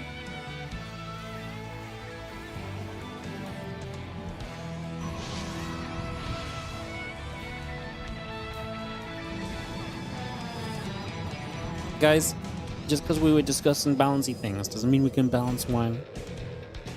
I will time out balance whiny messages, okay? Don't make me tab out of the game. As SKillous is going to jump on this. The Zealot's charging through. And Zeus going to be seeing a couple tanks in the back. Will still provide some pretty good damage. The Banshee have some good damage as well. Stalkers in the middle. They're going to be easy targets. The units turning onto those for a couple seconds. A few more Zealots coming back the other way. We can save these tanks in the medevacs. If we save both of them, I don't hate this for Ryung, but I actually do hate him losing one tank and then still being chased down. The Zealots and the Stalkers still pushing across. The Prism is going to come across to be a part of this as well. Another round of Zealots getting warped in just initially. And again, Banshee, tank, SCVs all producing. A couple of Zealots still coming up. Let's see, that Prism is going to load up one more time, and we are going to have everything ready to push on through into this natural in these next few moments, potentially. And if SKillous wants to send this, obviously having that charge gives him a lot of potential. I mean, right now, those tanks are not going to love having to fight against Zealots. Another tank on the high ground can get settled. I mean, those tanks are just abandoned on the low ground, which is kind of the issue. Now, Zealots in the main base is one of those moments where these Zealots are obviously going to be overwhelming. Too many Zealots versus not enough units is just going to feel impossible to get through. That critical mass hits real hard, and then it's going to be very tough from here. The Zealots in the main base, again, after a tank, the medevac will micro it back. Stalker Warpins may be necessary to deal with the Banshees, but even if we just kind of let these Zealots trade out with the SCVs, I think the SCV damage is going to be too much for Ryung to really recover from, and it is looking very good for SKillous to potentially take game number one of this best of three. SKillous is 2 base all-inning. Was he 2 base all-inning versus he was just, I mean, okay, he was on 8 gates. Yeah, he is 2 base all-inning. For some reason, I thought he was just setting up to deal with this army, and then he just saw the opportunity. He just did enough to counterattack, but yeah, he actually has 8 gates. My bad, guys. I'm too busy looking at chat today. Yeah, he has 8 gates, so 8 gates kind of seal that deal, huh? Kind of seal that deal. Alrighty. Ryung, SKillous, gonna go to game number 2 on Tourmaline. I get this going straight away. We've got like half an hour before ads are gonna play, so we do not need to run no ads. We'll just get this one going ASAP, guys. Get this ready to kick off. Get this ready to go.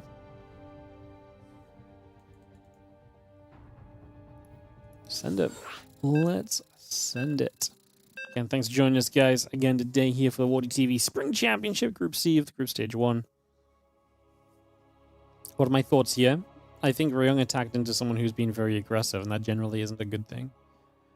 I mean, to be honest, attacking into Zealots, even if he's not 8-gating you, is kind of bad. Like, if he goes charge first, it's kind of rough.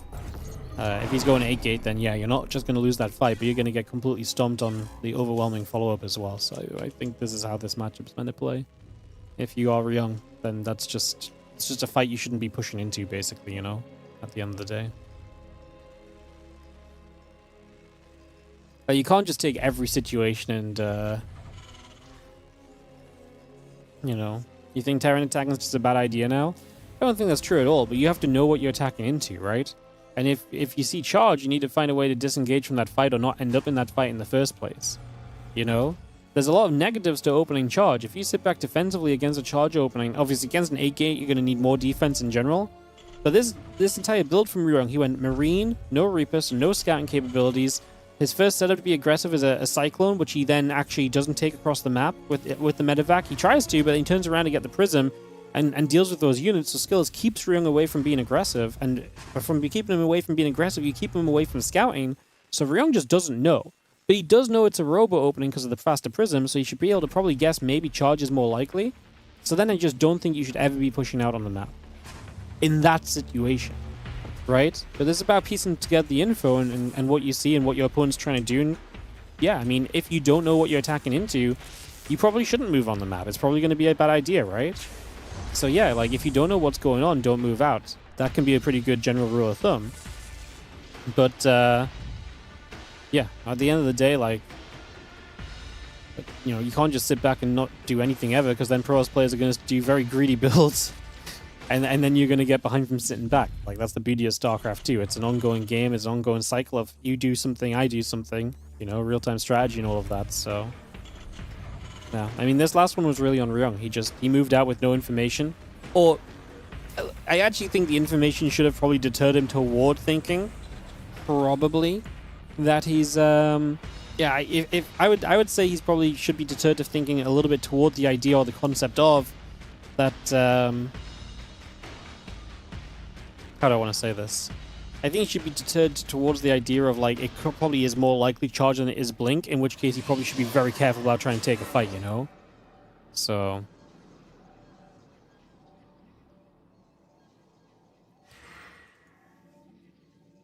like I say, StarCraft 2 is a puzzle. You gotta put the pieces together and everything.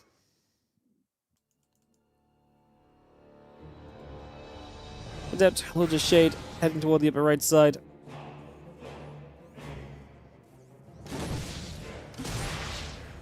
Couple workers down. This is going to be the actual Marauder opening this time. This Adept. And he's very annoying for this SCV, delaying the command center quite a bit, right as the SCV has to go dance around and dart out of there. Just going to see the Marauder still charging through, trying to get onto that Adept. Just going to be seeing the command center. Got to finish up on that natural. Reaper still coming across.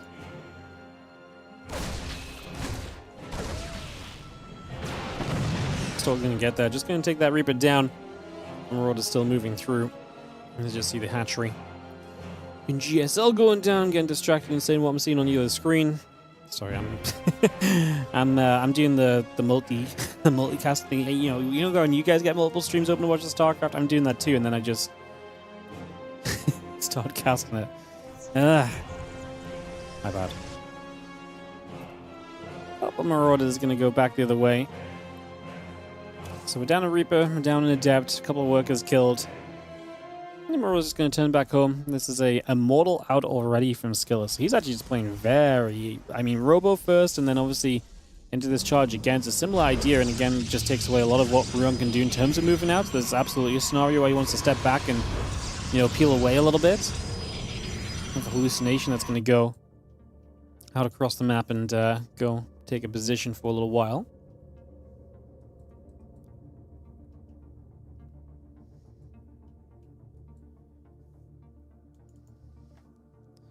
Charge Prism. Extra gates coming up. The pylon building too. Just going to see that Prism getting popping from the Robo very shortly. Just going to see them Rose and the Marines showing up. We don't have Stim yet, so we don't want to tempt fate here. Realistically, you don't even benefit from like popping the barrier on the Immortal. I don't mind checking for the third, and if you see no third, I think you should be backing away, because there's nothing good that's going to come from you attacking into a 2-base Protoss. Stim's getting very close to being done. I mean, maybe he really just believes he can attack before certain things kick in, which, to be fair, he's going to hit just before charge. So if you're going to go, then go. I suppose at this point, the prism across the map is going to set up for a counter warp in. Going to deal some damage over here already.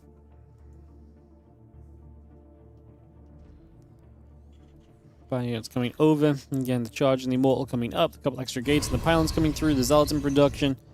This army still gathering together. A few stalkers, sentries, and the immortal still moving up. He's going to be seeing this bio going to spread for a couple seconds. The zealot going to take a few shots. Going to get jumped on. I mean, obviously that's a benefit, and that's why you didn't want to give up those units early. Commit too soon, you lose that force. You end up in a lot of trouble as the zealots unloading the natural now into the main base. Now we're going to warp in a few more zealots here. So we're going to have to pull back here as Ryung. He has too many units on the map, not enough units at home. These zealots, you know, a good 20 supply of units that you just have no response to. So he's going to pull all the way back. Let's see how he splits his defense. He needs to get some units up in the main while keeping enough on the low ground to defend this natural bunker and this just position in general. The zealot's going to be dealt with pretty easily now. The SCV is going to get force fielded off the bunker, so this defense is going to fall apart. Now these immortals can jump onto these SCVs, and uh-oh, this entire SCV pull is going to go wrong. The bio army's still in goodish numbers, but for the amount of workers we just lost, not ideal, and we have no medevac, so this bioforce is actually kind of hurting now. The immortals have been swinging on those marauders, chunking through their hit point bars. I think this is going to come pretty much to a close right now. As a few more zealots charge in, SCVs keep dropping, 43 workers killed. SKillous with the clean 2-0 over Ryung. Robo facility into charge both games, looking good. That is very, very solid and in typical fashion. GSL. Our series is very fast and the GSL series is not. Okay, cool. In that case, we'll go into Lambo SKillous, guys, just because otherwise we're just going to be waiting and waiting and waiting. So let's just kick this off and go Lambo versus SKillous and just send it. And then hopefully we really should be ready to go into the other Ryung matches to end the day. So apologies, guys. Let's say things just getting a bit out of hand. So yeah.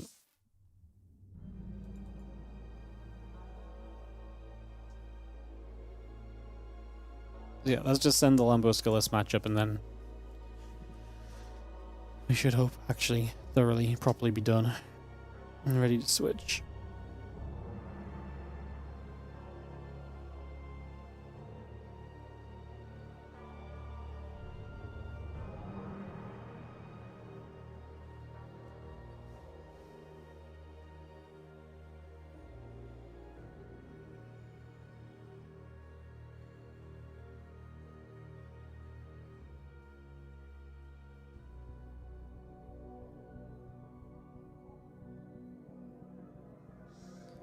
Alrighty, let's send it, guys.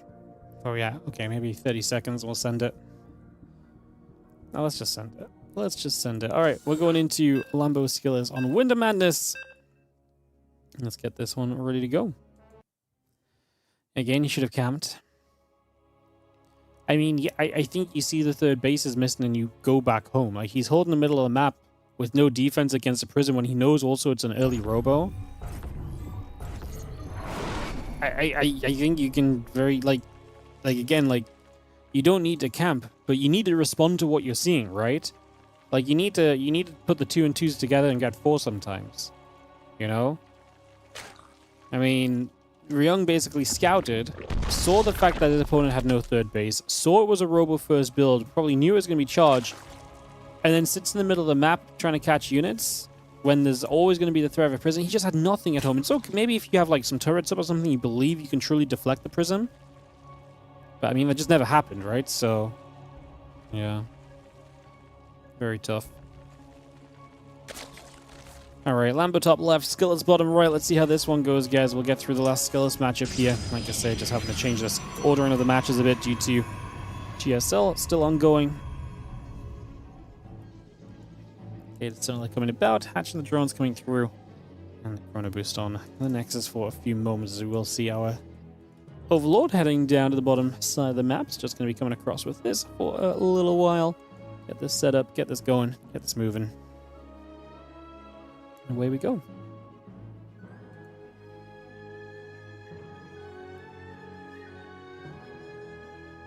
The SKillous guy is very good for someone you just heard of. Yeah, SKillous is extremely good. He's not even full-time StarCraft anymore, but He's always one of the players that looked as though he might break through to some very strong performance in the European region. SKillous has always been that player who's, I always felt, being able or very capable of taking series off the very best of the guys.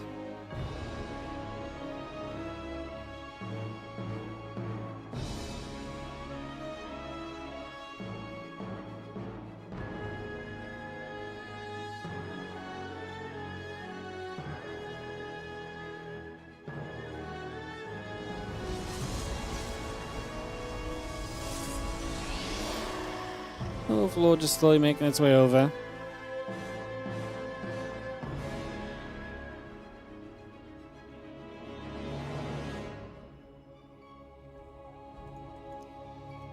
So getting a bit of info, but on the other side, Lambo is going to go for the drone pull. So we're going to get some excitement here as you break into this. Just going to be having the drones, the Lings heading down the map, that Ling speed kicking in a few moments, but the drone's already going to be here, and this is a scenario where SKillous is currently unawares. He's not scouted yet. He's not gone in with this probe or anything, so he has no idea that drones are about to walk into his natural, and this is going to be bad. I mean, there's going to be one adept out. The drone's just going to wrap around this pylon. The probes obviously going to try and come in and add a bit of defense to this. We ideally want to stop this pylon because, well, you got to prioritize a little bit, because obviously fighting the probes in an open space like this with Lings and drones is generally good, although now the probes have to surround. So I actually don't know how good that is for Lambo, because the probes having to surround actually get pretty good damage done. Now you're going to see another adept popping out because we didn't get the pylon. And SKillous, are we okay when Ling speed finishes is going to be the question, right? Ling speed's not far from being done. This other adept comes back. We get a decentish surround on this adept, but now it's two adepts at once. Now we're going to finish off the pylon, and we'll have two adepts to chew through. The issue for SKillous is he has nothing else coming until the Stargate is done. We actually have a Ling and two drones going after the pylon in the main. That would depower the Stargate. Denying the Oracle here would be absolutely huge. That'd actually be massive. Yeah, so the Oracle's not going to come out, so you're only on these. In that case, SKillous is dead. Okay. The Oracle obviously provides a road to defense, but not having the Oracle is going to make this a whole lot more difficult, as these Lings are going to do way too much. GG's. Lambo is going to take the opening game off SKillous. As for a moment, I thought this was a defense, and like I say, if the Oracle pops out, maybe it is, but oof, it actually got a little bit scarier than expected. Let's jump into game 2. Celestial Enclave coming up, and we'll go straight into game 2 after a fast, speedy game number 1. Let's send it. Let's send it. Game number 2, Celestial Enclave. That was definitely a scenario. Oh, yeah. That was a fancy GG. That's just on the Russian keyboard. GG with the wrong keyboard turned on. Alright, down in the bottom left, but not down in this series. It is going to be our blue Zerg player with that 1-0 lead. Lambo repping the Shopify Rebellion to try and take a 2-0 lead on Celestial Enclave. He takes on the red Protoss player. In the top right-hand side, it is SKillous.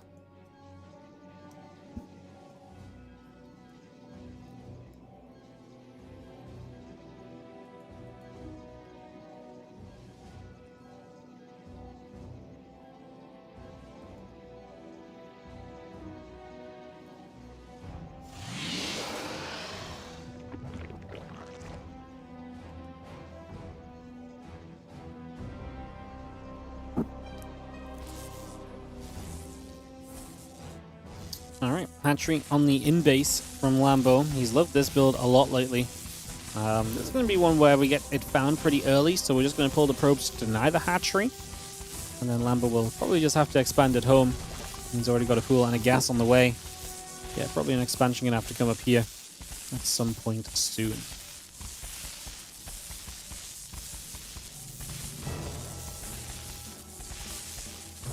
Alright, so probe surrounding, hatchery taking some damage. And again, the pool coming up, the Overlord coming in. He's going to be seeing that gateway and the probe, both finishing very shortly. Lambo's the new Bly, only cheesing. I think he mixes it up a fair amount in the EVPs, honestly. I mean, he tried to play some bigger macro stuff earlier against Strange, right? So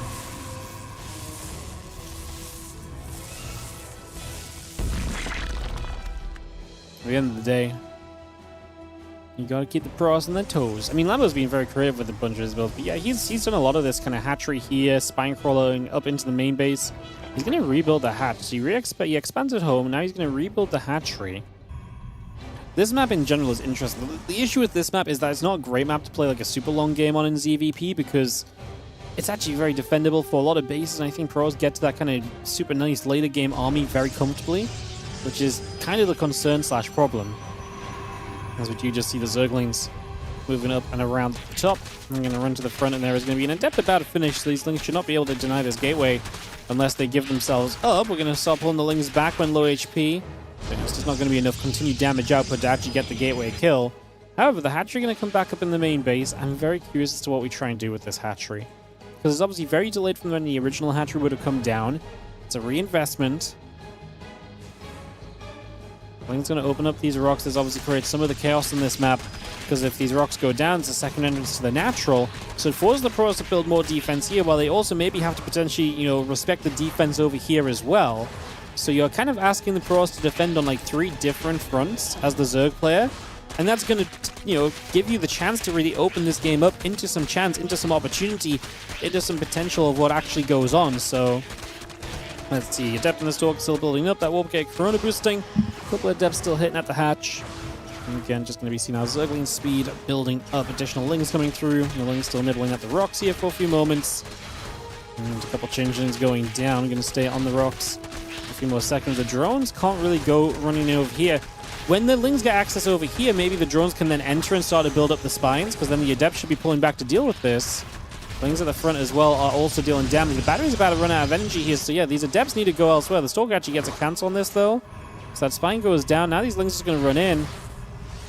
Like I say, we're a long way off Ling speed. It's going to be one of the issues from Lambo, because he opened with not like a super fast gas or anything. The Probe's just going to pull onto these Lings. We are going to see the Lings winning out this fight. That's just pretty decent. We just lost another drone trying to be a spine or so over here, so we're going to try and do that again. The problem is now you're warping off so many gateways that it feels as though SKillous is just going to have the numbers necessary to handle this. And I think that probably means I'm just in a little bit too much trouble at the end of it all. Yeah, I mean, this is just 3 gates of warp-ins. The Lings, even if they get Ling speed here, it's not going to be that much of an issue. Battery in the main. The low ground is obviously in a little bit of trouble still, but even then, you know, another warp-in of Adepts is going to make it very difficult to actually clean this area out. Ling speed is going to help. That battery's still low on energy. And hey, to be fair, this is a lot of your gates. We're now 4 gateways, but if you lose the 3 gates on the low ground, that can be an issue for sure. We're just going to warp in high ground here, as we'll just see 2 more Adepts warping in. We pulled the pros for a second just to guarantee we're safe, but I think we're fine. SKillous is up 15 workers, because this was super committed from Lambo from start to finish. So he's never really slowed it down, and as such, his work count is kind of in the bin, as the Adepts and the Stalker still going through for a couple more of those Zerglings. A couple of probes going to pull back, the other Adept hanging around, and the Zerglings still taking a bit more damage as we see a few more shots coming into place. Battery and the Adept going through, the additional Lings coming over, Stalker just going to shoot at that Overlord. Adepts just regathering here, stepping forward once again.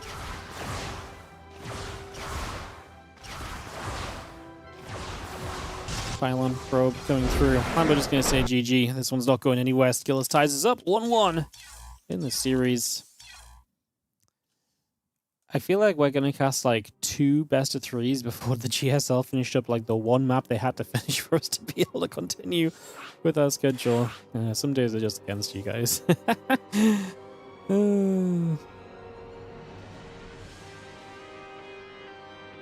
Alright, let's head into Lambo SKillous, guys. Game 3 of this series. It's going to be Tourmaline as a deciding map on this PVZ.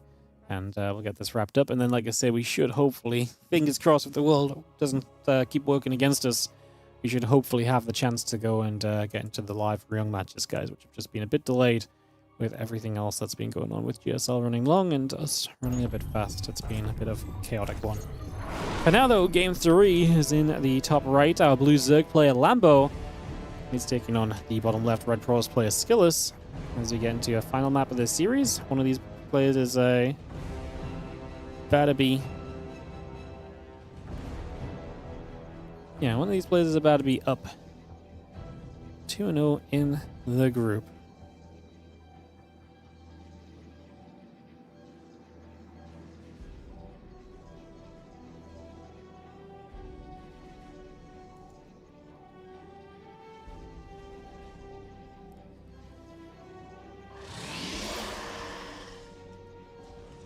Alright, well, it's going to be seeing the probe moving around, just going to be seeing the hatch and the gateway and the rest coming up as well.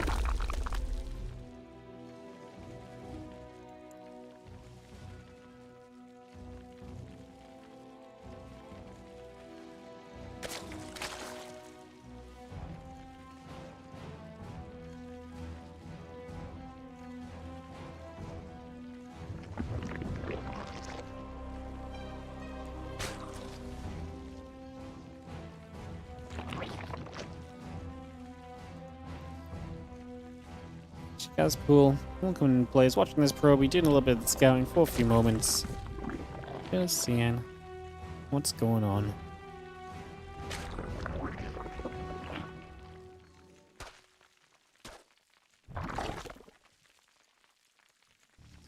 Alright, probe comes about. Next inside core comes through. Hatch.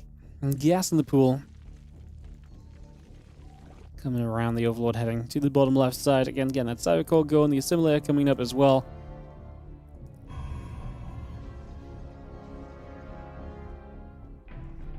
Have a new chair, looks very nice. Yes. I couldn't resist the Eevee themed chair, which is it's the exact same model that the chair I already had. I just couldn't resist getting the freaking Pokemon version naturally, so yeah. I sit in a lot. I mean, to be fair, my other chair is fine as well. It was like pretty new, it's only like less than a year old, but now I have a spare. So that's never a bad thing to have a spare, so yeah. We're moving back and forth. A couple of Lings are going to step over, and we are going to see that Overlord is still stepping toward the middle. Ovi just chilling out in the center as well. The Nexus coming about. Stargate coming up, being about halfway done. Warpgate and the Adept continue to come by. We do have a couple of Lings just going to be there to push that probe away once more.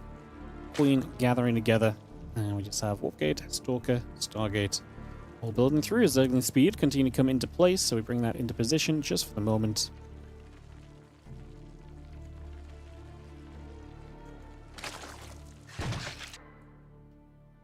Wonder if Lambo has a Lambo? Yeah? I don't think he does. I just don't think he does. If he does, maybe Lambo should be putting on the SC2 tournament prize pools. And Link Sweet Queen, a couple of drones coming about. And you guys see this Oracle going, obviously a bit more of a more normally paced game compared to what we've been seeing in the series so far. It's been very wild and wicked from Lambo, but this one has, you know, much more standard. That's just going to see the very standard Stargate Oracle stuff from SKillous as well. Very typical for now. Let's just see this Oracle heading up to the top.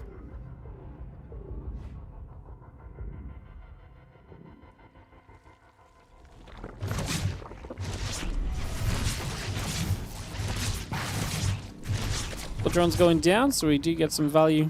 And we are going to see the Evo Chamber coming down around the back as well. So the Evo Chamber drops into place. The drones, the Lings, and the Queen coming up. Robotics facility coming through. The Gateway and the Nexus building by. And this Oracle gets back down into the center. Another couple of Lings are going to come through with that as well. Also just trying to see what's going on. And so we'll have ourselves the other Oracle going back around on the right side. It's just going to move in that direction. Again, Nexus, Gateway is the Robo facility. Continue to see this through for the moment. Just going to see those couple Oracles gathering together. A couple of Lings. Checking on the bottom side. Just seeing the pylon, seeing the Nexus for a few moments. And see these Oracles will activate for quite a few drones. 5 workers right off the bat. So Oracles do get around. One of them very low, but it does get out alive. And we'll be able to regen some shields, of course.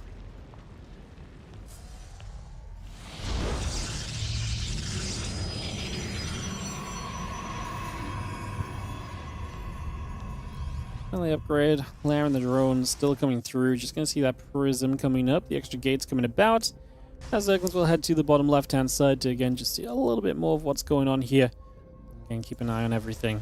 Just have ourselves the prism coming about. Again, the extra couple of little depths coming through. Finally upgrade. Lair, Overlords all continue to produce. Things get back to the middle. A couple of Oracles just going to fly by. And again, Probe and the Pylon still coming about. The Adepts will join up.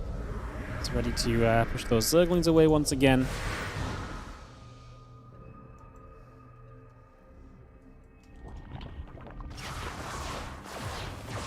Skillous' tech, obviously Robo at the moment, and we're just going to get into a big old attack here. Yes, we are. 6 gates, not the craziest of attacks. I mean, Lambo can probably let the 4th go down in this scenario. He's got melee upgrade on the way. That will help him a lot eventually. Does he want to engage this right now? He does. We've got force fields available. I think this is too early on the Lings, honestly. Only a couple force fields used. Isn't even that much energy kind of given away. Like I say, I don't love him losing the 4th, but maybe you can just give it up. Because SKillous doesn't have a lot of setup behind this. It's not like you have a Twilight Council even. So SKillous' army is very much so just this right now. I would imagine Lambo's biggest concern is the fact that he's maybe a little afraid that this army just keeps growing and he doesn't have an answer to it if it gets larger. Guardian Shield pops up. Lambo steps back. Roach run about to be done. Are we going to build Roaches? We've got a bunch of gases, Lambo. As melee upgrade is finished, now he's going to try and engage through. Force Field's going to block off a lot of the surface area for these Zerglings. He's going to have to back away again. This is where the hydrogen finishing. Getting some hydrogens out would be amazing, but I think we're just going to be a little bit shy of that. And the Ling's now going to run through. Going to get a bit of a better surround this time. We're out of sentry energy, so it's a big factor. The Queen's trying to get forward, getting after the Oracles, but they're going to pull back nicely and beam target fire down. I mean, to be fair, the Adepts and everything are just dealing with those Zerglings very well, and now a few Roaches are popping out, but they're unupgraded, so I don't think they're necessarily going to do much better. As, unfortunately for Lambo, I think he is just down and out on this one. SKillous looking good to get to 2-0 in this, sorry, 3-0 in this group. So SKillous just going to straight up first place this group, huh? Wow. SKillous just shows up and bam bam. Super successful from him. Crazy business.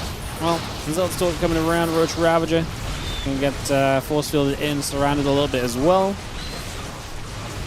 These drones still coming about. Just gonna see the charge from plus one still coming through. A couple more corrosive valves coming down on the force fields, and this is just not going to do anything though. Lambo doesn't have the numbers. SKillous does. SKillous 2, Lambo 1. Man, SKillous crushed this group, huh? SKillous did some crushing in this group. GG's. Alright, so that is SKillous getting through in first place into group stage 2. So we'll be seeing him again in that second group stage. We are gonna get ourselves ready then on the NA server for Strange against Ryung, guys. So, apologies for the oh, was it meant to be Lambo Ryung next? Wait, which one's when?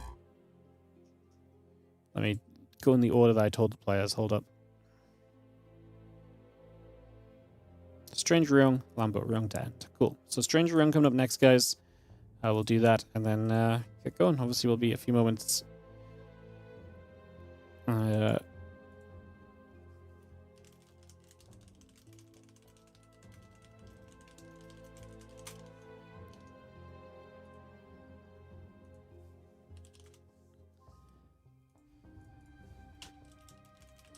Cool. All right, so when we get that ready to go, we'll take a quick little break here, I think, actually, guys. I'll be right back with you in a moment. But thank you so much, Psycons, for the 62-month resub on the Prime. I appreciate you. Thank you very much. Ryung just has to cover the interview on the GSL and wrap up, and then he'll be right here to play, guys. So I'll just be a couple minutes. We'll get this ready to go. I'll see you guys in just a few. Thank you for joining us and hanging out. And yeah, a couple more best of 3 still to go. Thank you again, Psycons, for that sub. See you guys.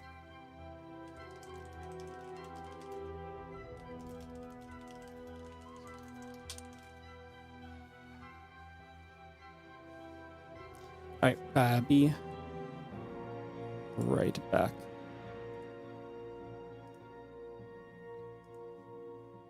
In just a few. BRB.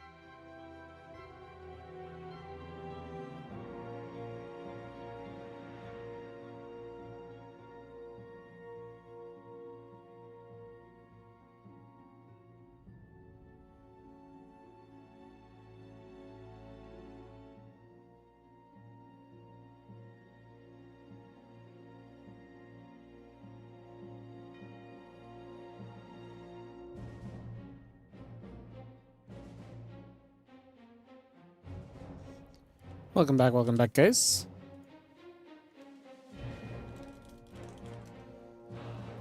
As we are going to be heading into Ryung versus Strange. Videos at the beginning. As we get ready to go. So, going to be a couple more best of threes. Ryung versus Strange, Ryung versus Lambo. Shout out to Strange and Lambo for being super patient with us, and the situation, like I say, was just a little bit unfortunate with how things went. And, like I say, GSL lasted like 4.5 hours. Like, yeah, it just lasted a long time today. It happens. Sometimes things don't quite work out the way you want them to. So, happens like that sometimes. We're going to get this best of three ready to go. So, the state of this group is that SKillous is in first place. Lambo will be sitting at 1-1. Strange is 0-2. Ryung is 0-1. If Ryung wins this, then him versus Lambo is a straight up fight into group stage 2. If Strange wins this, then Ryung could beat Lambo to maybe force a 3-way tiebreaker. So we'll see where that goes. We'll see how that goes. We'll see how that ends up. But either way, the last match is always going to be important, I'm pretty sure. Maybe like if Lambo wins one game already, maybe it wouldn't be. But we'll figure that out when we see what the score is here. No point thinking on possibilities that may not come around. So, Tourmaline is going to be vetoed, and then we have Winter Madness, Ruby Rock, and Mothership as our 3 maps to pick from. Waiting for Ryung to pick map number 1, which will be Ruby Rock, to take this TVP into some action and kick this into play. Alrighty, guys. Well, I mean, it worked out on our side because we just got to cast the SKillous game, and he gets first in the group, so honestly, the ordering kind of worked well for us in that regard. I just don't love, obviously, the players that are playing live getting messed around on the timings and showing up and all of this and that and whatever else, so unfortunately, that is just how this went. As we get Winter Madness map 2, 10k map 3. Go.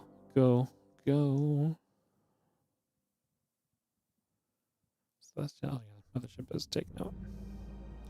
Cool. All right, let's send it. Ryung versus Strange coming at you guys as we get back into the action for 2 more best of 3s in this Group C of the WardiTV Spring Championship. Again, following this, we'll be entering Group Stage 2, which will be 6 players per group. 3 players from each group advance into the playoffs, joining players who already made playoffs from the seeding groups: Clem, MaxBax, Hero, and Classic. Who would have guessed that typically the players who have been playing the best lately in the WardiTV events made it through those seeding groups on top. They were pretty good seeding groups, though. We had some good matches there. But they do get straight to the playoffs. Everyone else will be participating in Group Stage 2. That's where the real action is going to come down, as we have in the top left side. The Teal Terran player. This is going to be Ryung.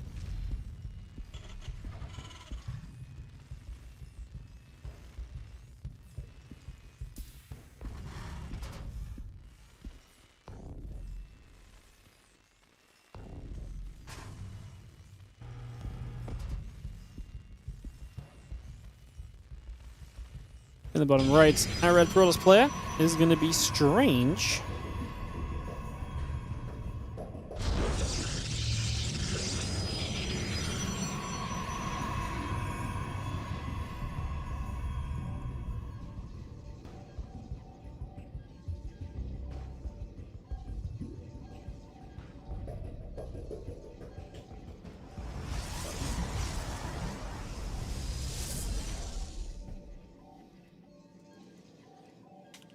Let me get this one ready to roll. Probably across the map to scout just initially and get on the way with this. And get going initially. Get that settled.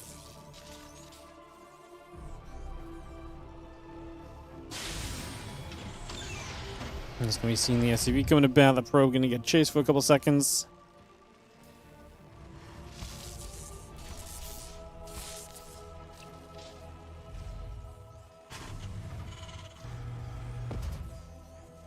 We just have the STV coming across, jumping on that probe as well.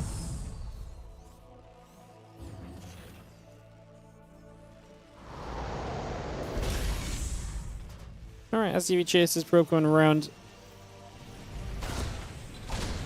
Ripper's actually going to get that, and that probe will fall down, so we take that down already.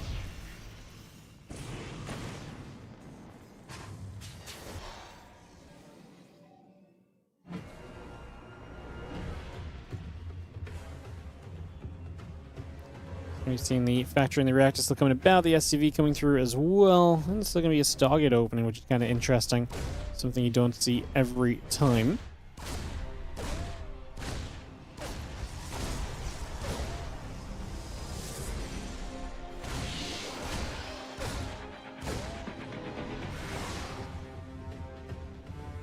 So you've seen that Reaper coming about. Next is obviously taking some damage. Reaper will stay active on the map for a little bit. The Adept going to try and shade out after that Reaper.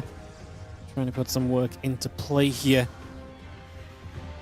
Let's just take a couple moments. Again, hello to anyone who's joining us maybe from the GSL broadcast as well. It's the WardiTV Spring Championship.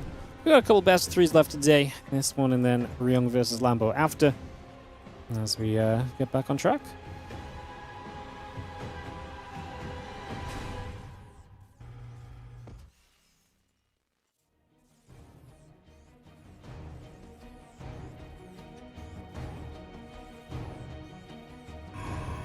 Well, Phoenix is going to be popping, so this is going to be interesting playing this Phoenix style. We don't see too much in PvT anymore, but it's something of a fun option to kind of go into. It's still strong.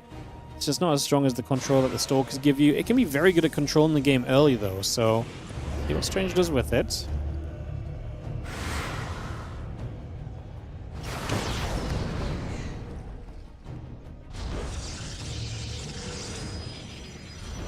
Just seeing how Rope slowly dropping down. Phoenix and the Warp Gate coming up. Cyclone and the Marines coming through as well. And just going to be seeing the Viking popping. I was going to see a Tech Lab onto the starport as we go. Again, Cyclone and a couple of Marines still building up for a few moments. So we get that on the go just initially. Phoenix and that Warp Gate coming by. Robo Facility coming online as well. The Assimilator and the Pylon will continue on in. And those couple of mules are just going to work their way on this natural. A few Marines going to gather up onto the medevac. And obviously, we'll see if Ryung. I mean, you don't really want to go across the map aggressively into Phoenix is the problem. Because if you run across the map into Phoenix, the Phoenix are going to be able to get there and kind of really kind of chip through you and, you know, shut down the drops and everything very easily. So, let's see what happens here.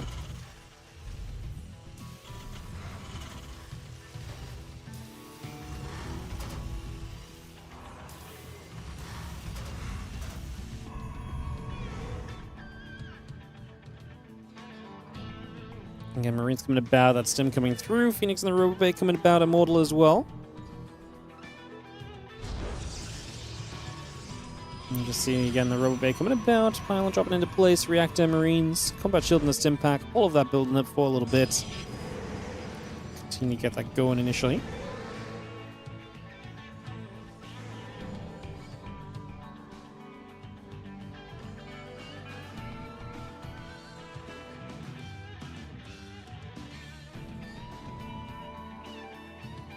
Again, just Marine coming about, Stimpack, Combat Shield, Marine Marauder, Medevac continue to come through, a couple of Widow Mines coming up, the Phoenix will be there to lift the Marine. Just can't take that away.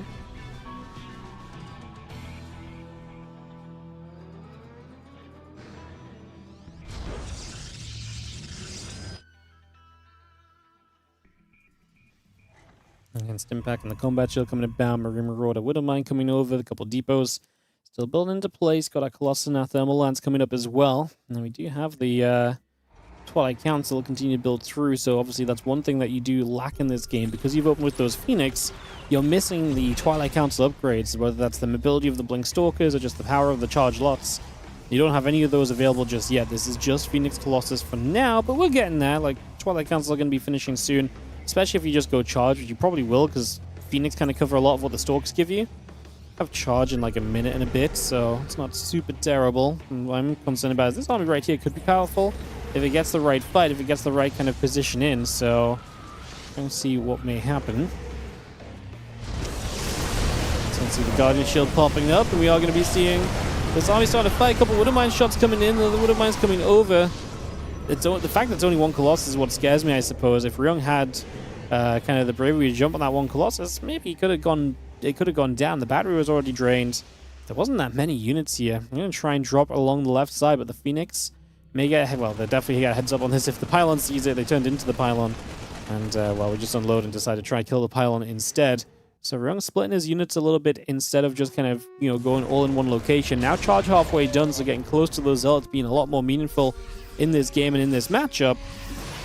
Well, the Bio takes a bit of a stim over. into the natural pylon battery going down. Like I said, we've got the Marines on the left side to set up as well.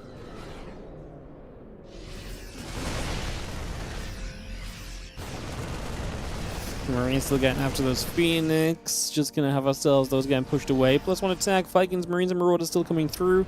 And again, the Temple Archives coming up. The Bio gonna jump onto the Colossus here. Gonna get one, gonna get two. Super quick and easy. That's amazing, because now you're resetting the tech units from your opponent. And okay, you're gonna get charged, but you're not gonna have a lot to protect with those charge shots at some point soon.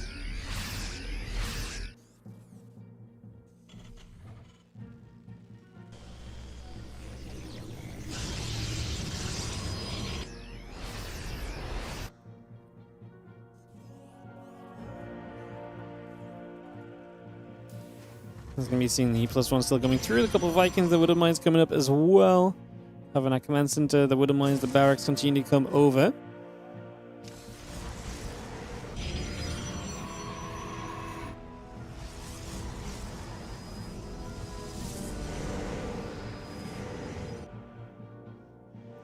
And a couple of the Marines and Marauders coming through. The attack upgrade coming up as well.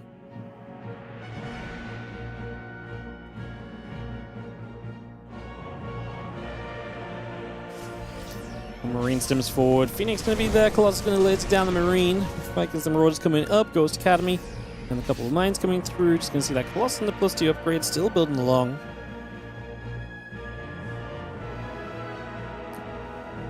Those Vikings are ready to actually jump onto that first Colossus. Again, Ryung with all the map control, but Strange's army getting more and more powerful. I wouldn't hate if Ryung did step back, didn't commit to fights for a little bit, and actually just set up a little bit more to kind of just get into all the other tech. Second Starport, Ghost Academy, let that come online, let that develop. You know, developing at this point in time I think is very important rather than necessarily just pushing the issue with what you've already got. So, let's see, scan comes about, just going to see the couple of Marauders going to go back the other way. Again, Ghost coming through, the Starport and a couple of mines, and the Vikings are still coming up as well. The rest of those Widow Mines will burrow. We get a probe out over on the right side. A couple of these Zealots will get jumped on. Widow Mines gonna blow up a bunch of the Phoenix. Well, that was a very quick exit for the Phoenix, and obviously the Vikings helping to soften things up. Now there's not the Phoenix to really help the Colossus out too much. Gonna kite away. That's gonna be the end of the Phoenix, so every Phoenix has fallen now. Let's do attack. The next is still coming online. Just gonna see the rest of the Zealots, of course, stepping through. Like I say, Ryung, this was a good fight because he didn't overcommit. He didn't get too caught up in it. He's now progressing his position, heading into Libs and Ghosts and everything back at home, while having knocked down one of the main resources that Strange was playing with initially, which is that Phoenix kind of count and what that Phoenix count can then achieve for you. Knocking that out the way is, like I say, a big bit of progress for yourself at that stage of the game. So that's definitely a big positive here. I'm going to see Zealot Stalker, Archon Colossus still pushing through. Vikings going to get a few shots off. Colossus going to take some damage. Just going to go back and forth. The rest of the Zealots are going to charge in. Bio going to fight a lot of those Zealots, taking a lot of damage here. Vikings are still going, trying to get after the Colossus. Bio ready to maybe stim once again, keep chasing this down. 21 SCVs have fallen already. One Colossus killed already. Now the Zealots, the Archons still trying to make their way through. That Armory is coming up. A couple of Vikings are going to bring themselves into play as well. Marine Marauder is still producing. Ghosts are still on the way by, just for now.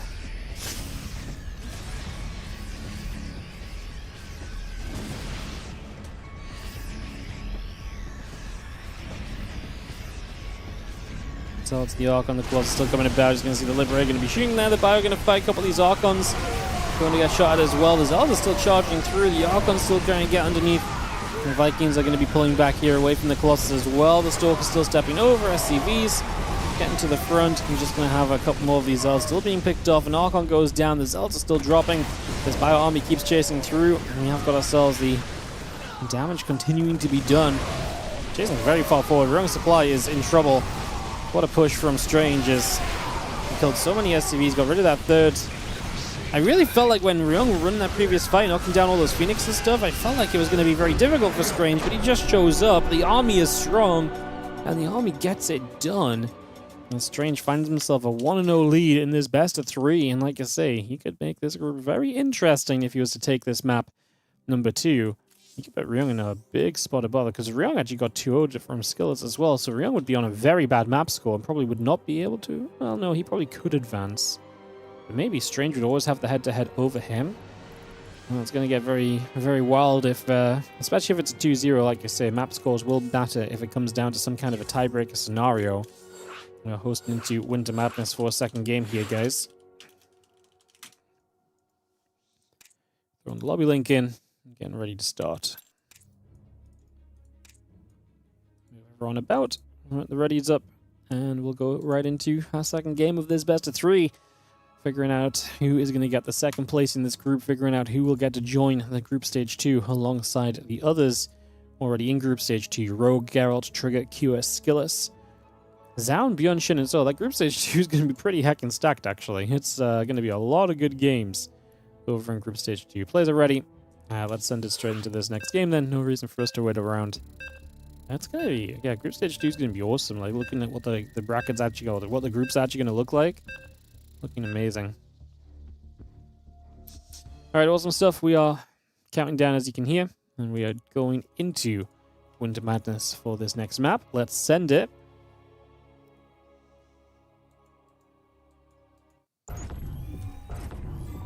In the top left corner, we are going to have ourselves the red Protoss. This is Strange, and he holds the 1-0 lead in the best of 3. Not the first time today he's had a 1-0 lead. See if he can bring it back around.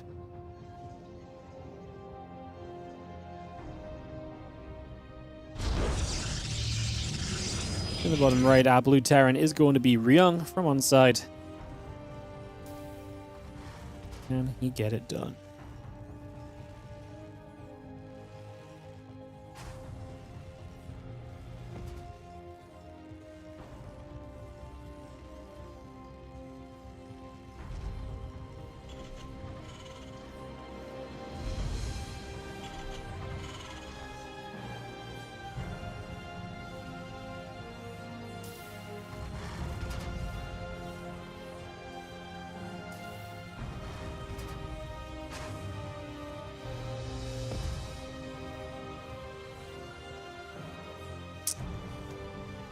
Again, these centers coming. Battle Rex and the SCV coming through. And just have the first SCV scout of the game. As Ryung is going to bring this across the other side. Is absolutely looking to see what's going on.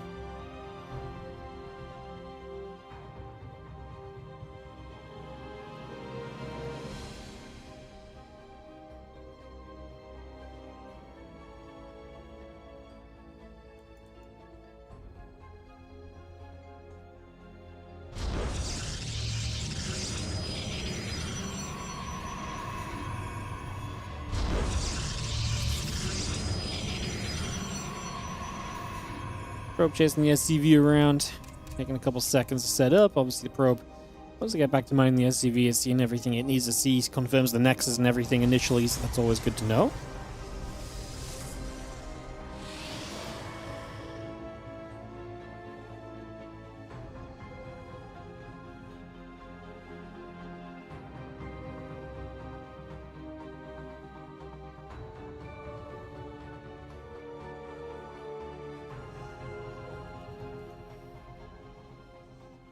Nexus building Stargate coming up. Reaper hops in. Stalker gonna be there.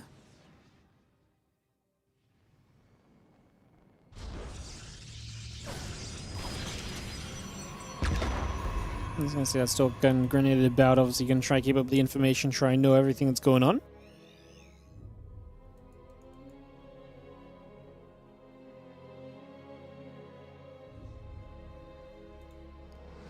Reaper comes through again. Factory in the bunker coming about. Stargate and the battery coming into place.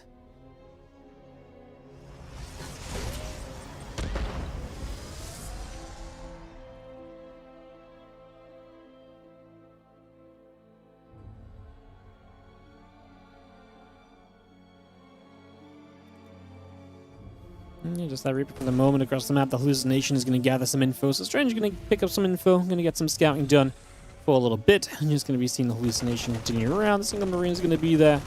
And Wolfgate coming over. And getting a couple of probes in the pylon, all producing through. Bringing a lot of that up. Starport Tech Lab building as well.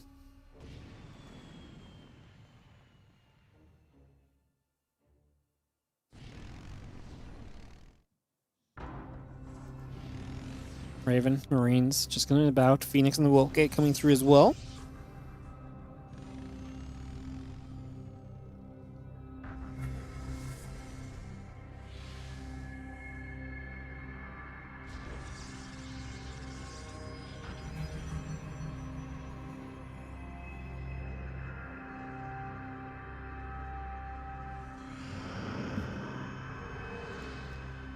Destination Bob's obviously going to go a little bit of a journey, so again, just keeping the information going on both sides. The Raven will be kind of a bit of a nothing kind of thing in this game because we're building into the Phoenix again. Can't really do much with the Raven if Phoenix are. Now, obviously, maybe you can get the Raven in one time for a couple of auto turrets when the Phoenix are not in position, but in theory, the Phoenix should always be able to pull back and then deal with the Raven. So that Raven, which is designed to kind of come out and then linger around and to be able to kind of drop auto turrets again and again and again, is not going to have anywhere near that much fortune, basically. It's going to be a little tough.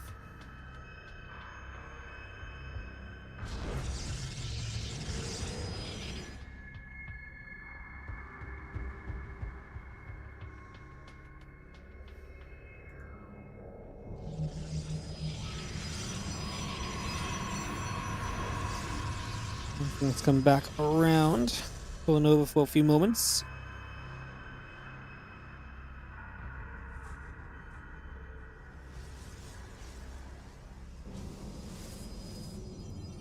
So you see those Phoenix will patrolling. Again, the Immortal coming about, Robo Bay coming up. Gets set for a little the Observer heading down the bottom right side.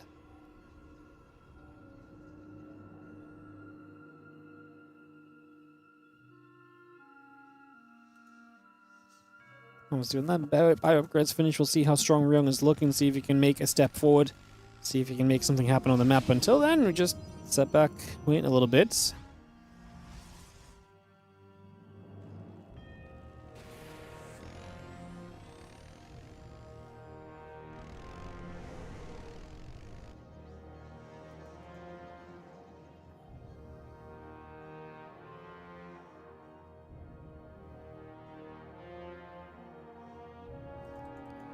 Marines the tank coming back over to that right side against Impact Combat Shield coming about. Phoenix and the Thermal Lance coming through. A lot of that online. The Viking, the Marines is going to be there. Phoenix pushed around. Obviously, Phoenix trying to take as much map control as possible currently.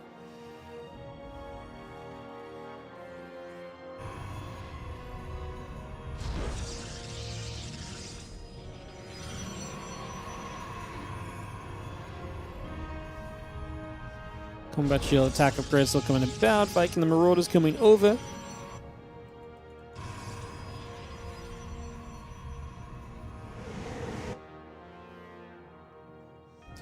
We have that Conquest of Shellstar and a couple more Stargates from Strange. He's going to go big on the Stargate production right now.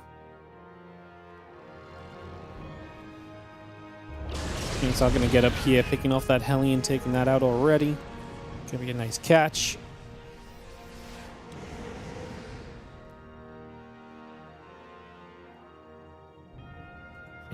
Gather Observer, still just chilling.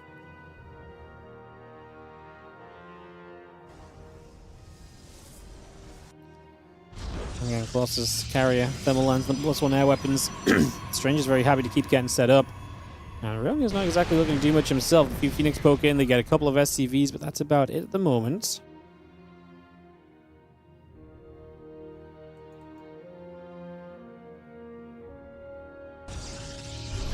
Again, Starport, Armory, Engineering Bay, all still building through. Got the Carriers coming up as well, so that's going to be the plan.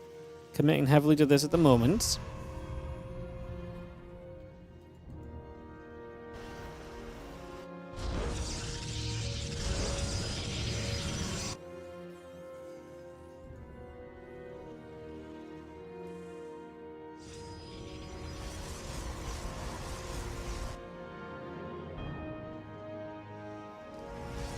And just gonna have a couple carries producing through, then Tempest on the way, Bio, Medivacs tank gathering about also.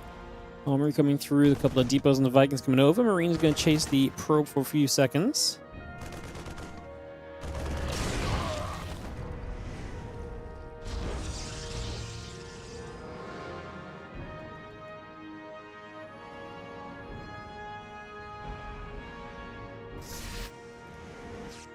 He's come back through again. It's going to be seeing the Bio going to get there. Pylon is going to get caught, so we take that down already.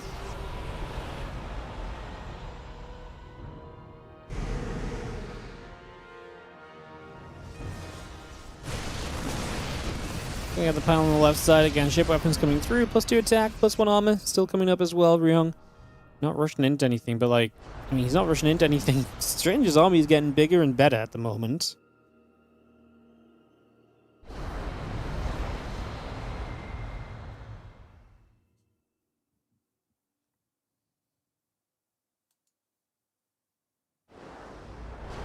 Fire coming through, Vikings, the medevac's coming back over. Stepping up, the Marauders get after those cannons. Just gonna be seeing, ideally you get a few shots off of these Vikings before the main fight really starts off, so that's gonna be one of the things we're really looking at here. And a couple carriers going through, that mothership is coming up, plus 2 air weapons, plus 1 air armor, all being added at the moment. The couple carriers still building through. Next coming up, Bio going to get there to finish off this pylon off over to the sides. Just going to take that out as well. You can see the carriers and company continue to gather in. Viking, Starport, Refinery. Coming up, reactor added as well. A little bit of Bio going to get there, take that pylon down. Let's see another pylon dropping into place. And again, the few cannons, the battery all setting up. Just for a few moments. Our carriers are building, plus 2 air weapons and that armor upgrade. Air armor upgrade, that is, continuing through. And again, the Vikings keep building with the plus 2 attack upgrade coming up as well. And get rid of a probe here. Bio, Viking, Raven coming across. The few ghosts are mixed in as well. They'll start stepping over. A couple of cannons that can jump on. Anti-armor missile going to strike a good chunk of units there initially as well. The Vikings still gathering about, and you're now going to see a few of these Phoenix getting shot at. So a bunch of those taking a lot of damage straight away. Army coming back over the other side. Just going to see those carriers coming up. Plus 2 air weapons coming through. Stargate, interceptors, the batteries and the assimilators all coming online as well for the moment. Now tank will siege, and Marauders step up. Just going to see this pylon going to get shot down. Ryung right on the front of this army. Obviously, these Vikings need to deliver. I love the anti-armor missiles we're able to drop into this, as the Phoenix are not going to last super long. They're kind of getting ahead of everything else. I guess we are chasing with the rest of the units, so you're getting damage output dealt while, you know, obviously the Phoenix are kind of tanking the damage still, I suppose. 3 more carriers in the production. Actually re-adding the Phoenix as well, I'm kind of intrigued by. As the Vikings on their own need to be kind of careful. Obviously, this is such a fast tech towards Skytoss. We do not have a lot of the usual things you'd expect to see when carriers are in the game. There's no storms, right? The ground army is going to be particularly weak. It's very limited in terms of numbers. So there's a lot of reasons why Ryung can kind of do well here compared to, like, if this was like a 15-minute, like they'd gone back and forth and then we'd gone down a normal tech path and then carriers came online sort of game.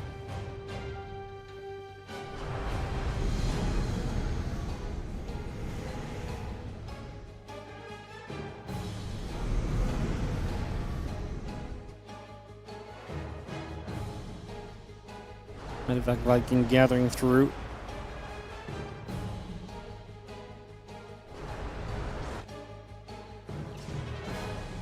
Carriers gather back up. The Vikings, the Bio, the Ghost going to come back around. Just going to see those couple of Phoenix moving about as well.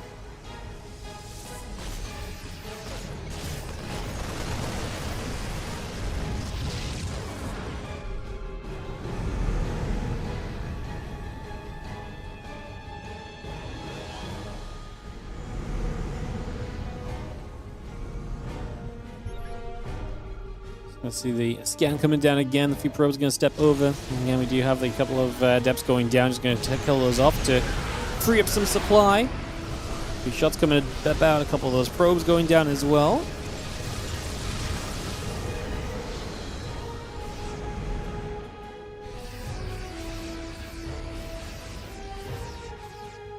So let's see the plus 3 attack, plus 2 armor coming through. Again, a couple of plus 2 ship weapons as well.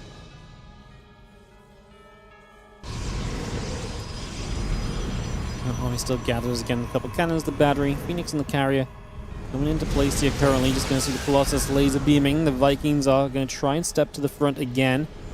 They're going to try and shoot down now. One Colossus goes down initially. Got the time warp coming into play.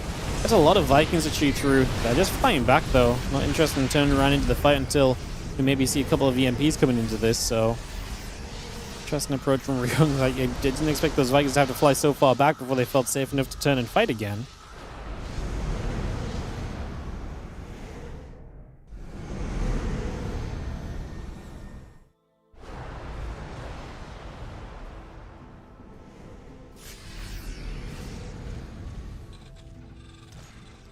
Ryung is trying to set up the missile turrets kind of in this forward position as well to try and punish the chase down. He's going to fall back. He's on a 5-base setup now. Obviously, Strange is slowly getting to 5 bases. This is a very different style to what we usually see in PvT, where typically Pros takes control of the map with a lot of units and everything. this is obviously the Terran kind of doing that thing, and so the Pros is much slower to expand. EMP is coming down here. We turn to fight a little bit, but Ryung is eating a lot of damage on this army. Even with the EMPs and the Vikings getting to work, it's not good enough just yet. We are losing out on quite a bit so far.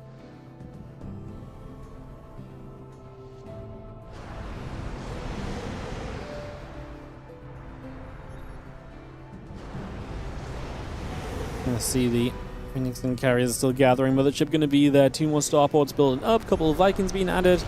2 more orbitals on the way. Missile turret going to shoot. We're going to see the Ghost. Maybe ready to drop some EMPs. Landing onto the Phoenix here. The Marines are going to fight. A bunch of those interceptors are going to fly into this. Ryung's supply is not looking good. It's strange. Looking to rock this group in a very fun way if you can get the 2-0 here off of Ryung. Again, this would be Strange's first win of the day, but could maybe hope for some tie-breaking scenario if Ryung then beat Lambo.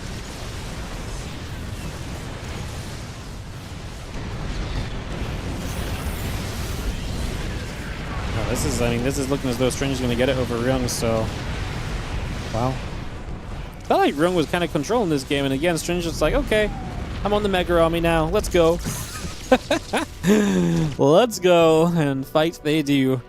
5 more Phoenix, 5 more Interceptors all coming up, plus 3 air armor upgrade coming about as well. The Phoenix carriers coming through once more, another couple of Phoenix stepping around. Yeah, that's up France, thank you so much for the 88-month resub. What a fleet. What a fleet it is. I mean, Ryung is not recovering from this anytime soon either. Multiple bases down. He's going to try and float the main base down to the 3rd location, but obviously does not exactly bode well long term, and these carriers have just been unstoppable. Not the day for Ryung, unfortunately, so far. Weird there's no medevacs with that much bio. Well, because he's so heavily prioritizing the Viking production. You should probably have a few medevacs. You don't even need a lot of medevacs, like 4. Because we see some pop out. I mean, obviously we've kind of had 4 in the game only and they died. But like, yeah, I think we should always try and keep 4 medevacs just for some general healing on that size army. So yeah. Why no libs? Yeah, I kind of also agree. It felt like Ryung was making an army that was designed to like stim in and just kill his opponent with all the Vikings, but I actually think he kind of misjudged it, and because he wasn't able to do that, this army could have looked a lot better. It's also very bio-heavy considering what he's planning. I mean, obviously the Marines are still kind of nice in these scenarios, especially against no splash damage, but I think Ryung's army could have looked a lot better here, I don't disagree. But I think he might have just been really aiming at the concept of like, I'm just going to go and win a fight right now before this gets too out of control. And so he just went pure Viking, pure bio, and just was ready to... And he just never found that engagement. It does force the recall away. The carrier is going to have to rebuild a bunch of interceptors here. Just because, again, those Marines are pretty hefty, and we were running out of interceptors. But if we get going again, should be kind of fine. Strange obviously knocked down a bunch of bases. Ryung's economy is going to be a bit in the bin. There's 42 workers only. Even if you can get those workers mining on bases, it's going to be very lackluster compared to what Strange is working with at this point. And now we're building Colossus as well because we've got a bunch of Marines out.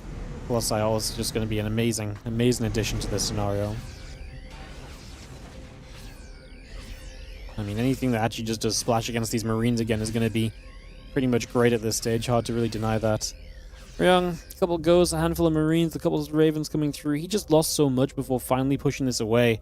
You know, multiple bases, the main base getting ravaged as well, so you lose a lot of your production structures. Just in case there was a way to, you know, drop back into this, a lot of those avenues have been cut off by that attack of Strange with just how long it stuck around and how long it was able to kind of press forward for.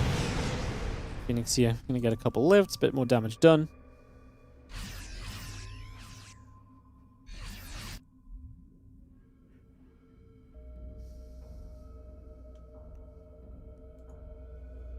Phoenix coming back through.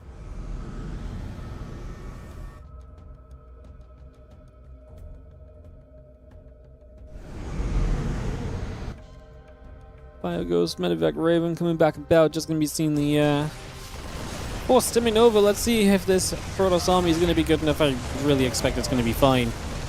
Phoenix can lift up a little bit. Anti-armor missile going to hit a few of the Phoenix already.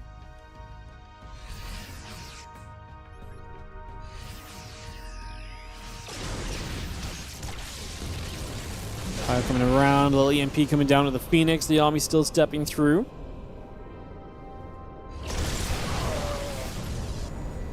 this really should be the push to end things here. As Strange steps up. Again, a couple of Colossus just really nice against the Marine Heavy Force at this stage. Ryung is on no Vikings anymore, by the way. This is pure Marines. The Colossus is actually a great addition, because otherwise maybe actually there would have been something of a chance. Mass Marine against this. Time Warp is going to help a lot. Colossus are doing their job. They are going to beam their way through to a 2-0 for Strange. A win over Ryung to wrap this group up for him is huge. Like I said, kind of in theory keeps him alive in this group as well, pending the final result of Ryung Lambo, which will be coming up next. So we'll get into Ryung Lambo in a few moments and get that ready to go.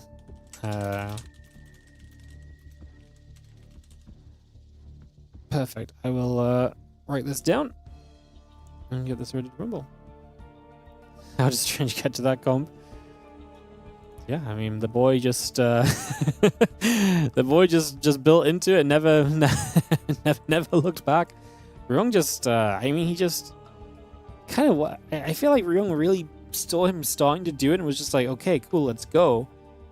Obviously that Raven early was kind of interesting.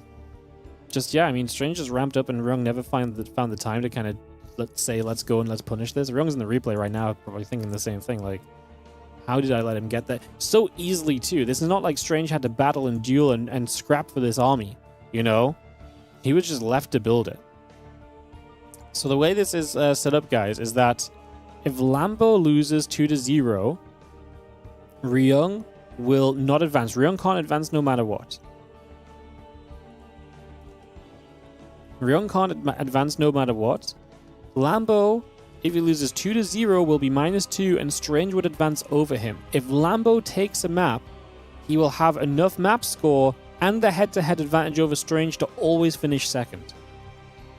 So Lambo just needs to take a map off of Ryung, whereas Strange is hoping Ryung can 2-0 Lambo, and that's just because of just how the matches have played in earlier parts of the group, guys, and how the scores have gone. That's what it has come down to. So we are counting down into this with Vito's coming along as we speak. We're kicking this off in a few moments and heading into our final match of the day, guys. It is going to be Lambo Ryung to decide this Group C, and then after this we'll know exactly who's going to be playing in that Group Stage 2 as well, as we get this DVT ready to rumble.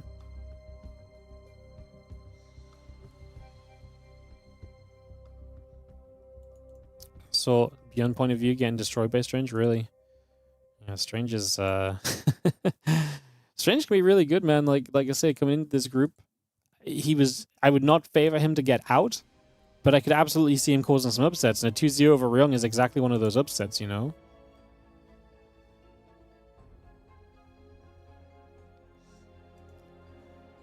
Alright, 1, 2, 3, 4, 5, 6 maps vetoed, so we're about to have a map pick here. We'll kick this off in a few moments. Can Lambo give us +1 Zerg? We actually have a bunch of Zergs in the in Group Stage 2. We're going to have 4 Zergs if Lambo advances. Shin and Solar, a Rogue already there. Lambo looking to guarantee his position with, just like I say, a single map win. Let's jump into Winter Madness on this one.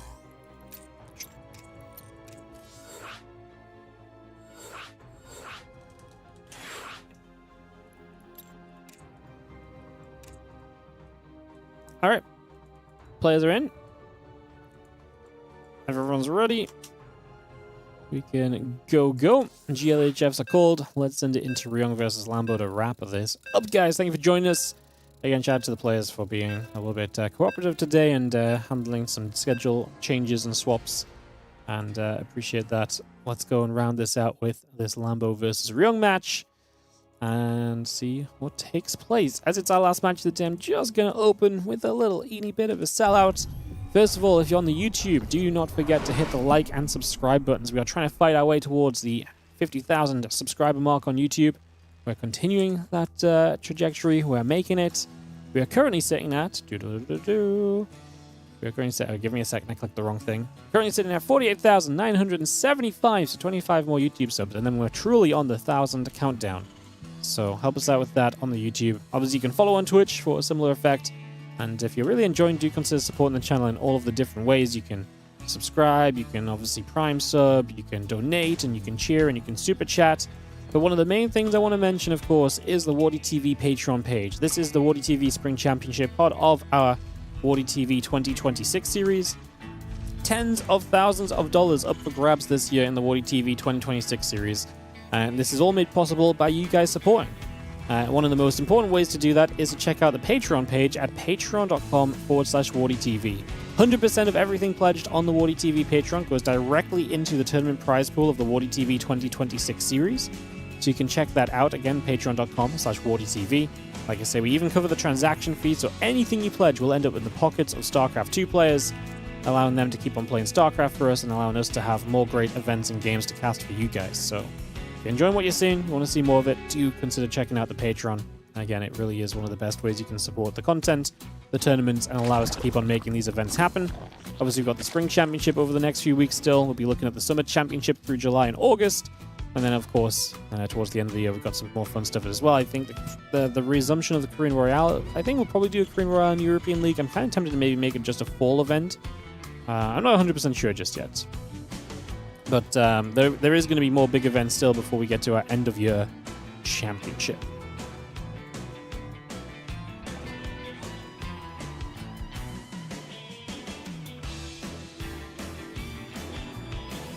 Alright, so into the CVT, Lambo in the top left. Again, he just needs one map today.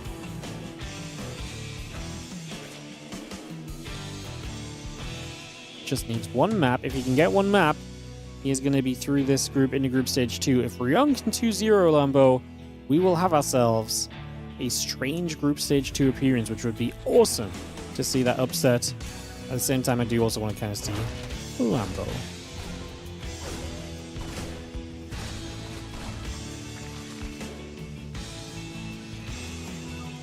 They're coming up, Queen going to be there. A couple CCs in the factory coming around.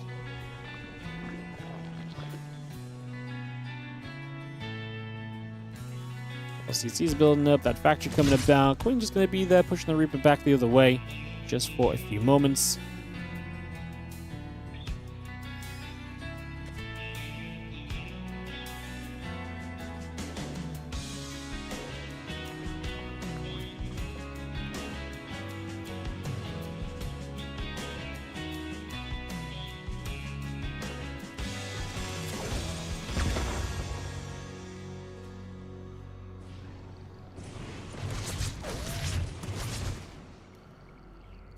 Queens gather, just gonna see the road roaring.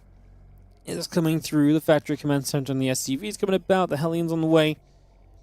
Tech lab coming through. The command center about to be done. And again, the link speed about halfway. That road roaring early is gonna be Lambo. Open the door to some potential aggression, of course. He's stacking up the gas right now. Has that forward hatchery to spawn some roaches off of as well to speed up the process of getting across the map.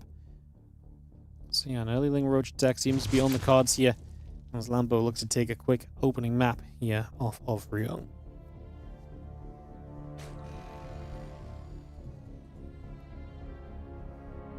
Well, Reaper and the two Hellions will be trying to keep map control, actually building into the Blue Flame as Ryung, which is not exactly great. A Blue Flame opening against a fairly committed roach attack doesn't bode super well, does it? Now, obviously, you're going to have a few more Hellions than usual, so the Hellions might be able to get through the roaches eventually, but you're typically going to take a long time for that to happen.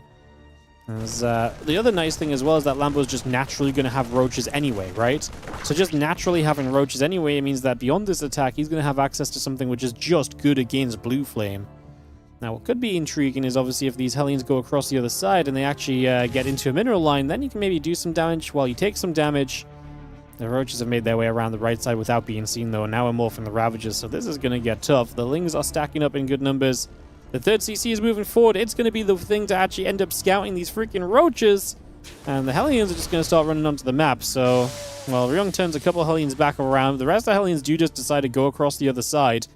We're not going to have Blue Flame for a few more seconds, but it should be active before we do anything on the other side as Ryung, as we do have, obviously, depots here to buy a little bit of time. Roaches, Ravagers shouldn't waste too long getting through that.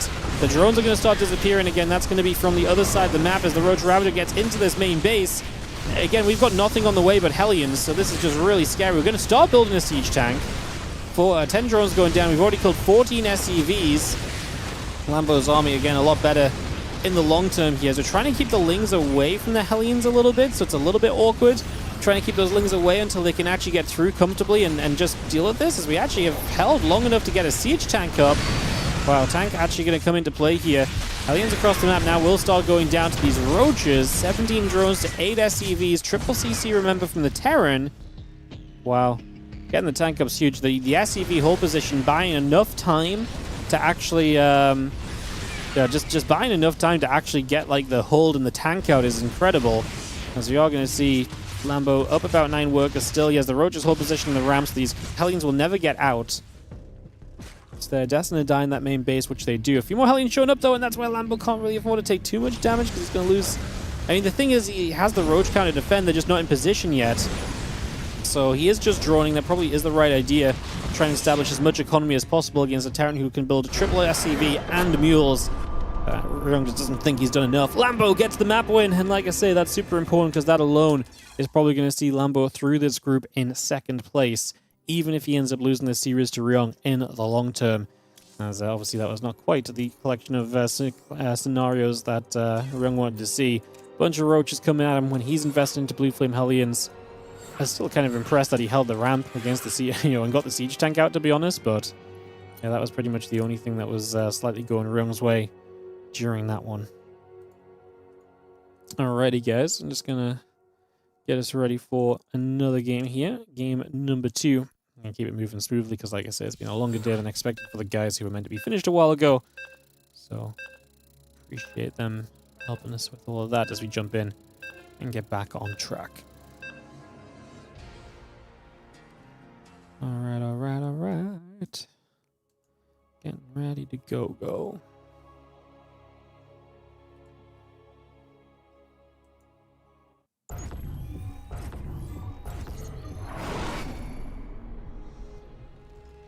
Countdown's good. Let's send it as we have ourselves in the bottom left-hand side. It is going to be the Teal Terran player representing onside and down a game. I mean, he is eliminated, unfortunately. It's not been his day. It is Ryung fighting for some honor and maybe some Aligulak points still. He is in the bottom left of the map, taking on Lambo, who I believe, if my math is correct, has just secured himself a space in the 2nd group stage with that map win on game number 1.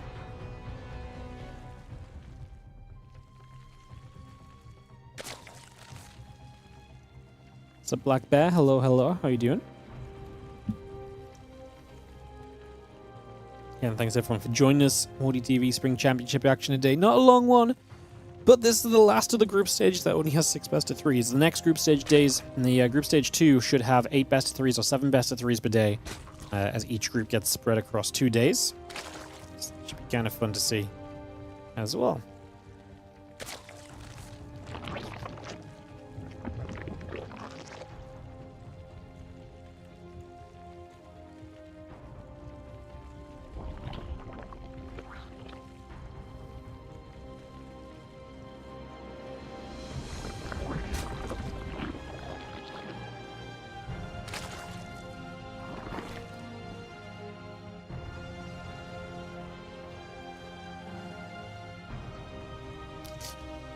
Alright, well, Overlord coming across the map, taking a chance to make some moves. And we have the hatch, the pool, the gas, all very much so underway initially.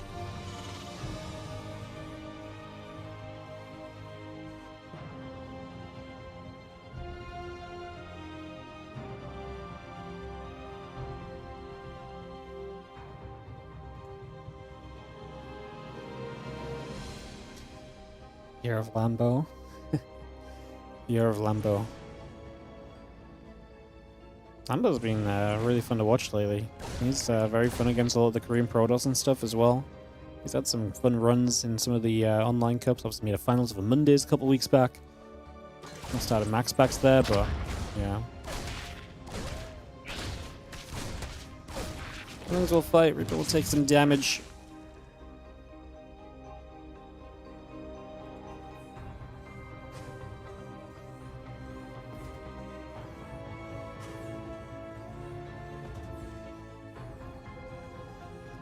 CC about to finish, and again, a couple more factories on the way over. Reactor is coming into place. We just have ourselves the Rotron coming up early from Lambo, so this is going to be a no link speed Rotron, so a separate variation of this, as Ryung is going to go double factory again. So I think Ryung just says you play a lot of mech, you play a lot of kind of aggressive kind of factory-based openings. And this is going to hit even harder and even faster. So Ryung's going to go triple factory. Wow. If he doesn't go blue flame here, this could actually maybe be okay. If you got a tech lab on that factory and you start building like a tank or a cyclone even, like there's definitely a way to defend, right? Because then at least you're, you know, building into some units and so on.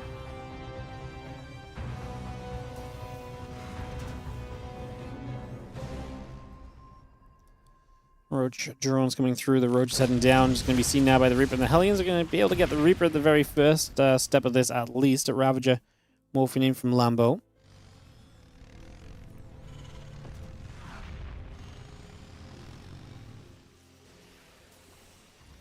Actually going to be having a tech lab on the barracks. He's actually going to build a Marauder off it just to give him some extra damage output, because I guess he just says that the factory units are going to take a while to build. Ooh, supply blocked for a second as well, so he has to drop down the supply depot. That was obviously going to become a pretty big target. Corrosive Vial will allow us to push the SCVs around a little bit. As we kind of trade with the units a little bit, but obviously we're stuck against this wall. Lambo droning heavily behind this. He's going to have a lot of drones. It takes you a long time to deal with this. Obviously SCVs are going down as well. It's going to be a massive worker lead for Lambo here. 41 to 20 workers at this point. Army supplies similar, 17 apiece. A few more of these SCVs still going down. Another couple Corrosive Vials onto the Hellions. Ravager's still trading out just because the extra drones coming through. The Cyclone gets there. Ravager gets picked off. And little defenders, Ryung. We kind of need to go across the map. Lambo's going to be on 50 workers to 17, so he's got a massive eco lead, but obviously maybe you actually can end up in some trouble here. You know, that there's definitely a world where you can maybe end up in trouble, and maybe you need to slow this down a little bit. Hellions get over. Eva Chamber doesn't quite go down yet. A few more drones getting picked off. The Hellions are going to step through once again. Queen's going to come in and trade with a couple of those Hellions. The Roaches and the Queen still coming about. Extractor and the Overlord's coming over.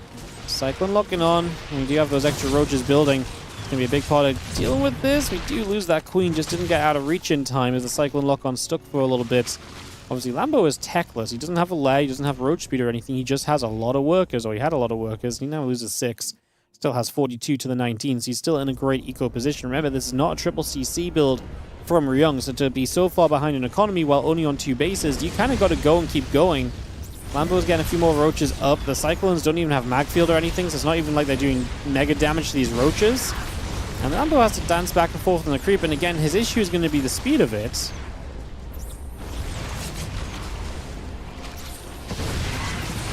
Roaches will keep stepping through. Just going to have ourselves the Roaches getting pushed away once again. Thor coming up, Ling Speed coming over. I mean, again, just Lambo just needs to keep building units. I love the Lings. The Lings, once they get Ling Speed, are going to be a real answer to this, especially against what is not a super high Hellion count, because we're building a lot of Cyclones instead. Ryung is not even constantly building SCVs at this stage. He's just desperate to keep units going, which is why I kind of like the fact. I like Burrow as well, right? Break the Cyclone lock-ons can take a lot of the power away from this too. Just makes a whole ton of sense as the Lings looking to step forward, looking to try and threaten a little.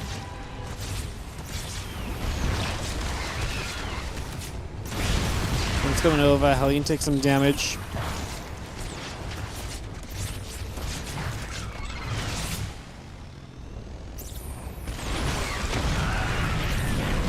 Approaches, the Queens will continue to step through. Just going to be seeing a couple Cyclones still locking on. Like I said, with Ling Speed finishing, this is about to get easier for Lambo. He's added a few SCVs on through this, but not enough.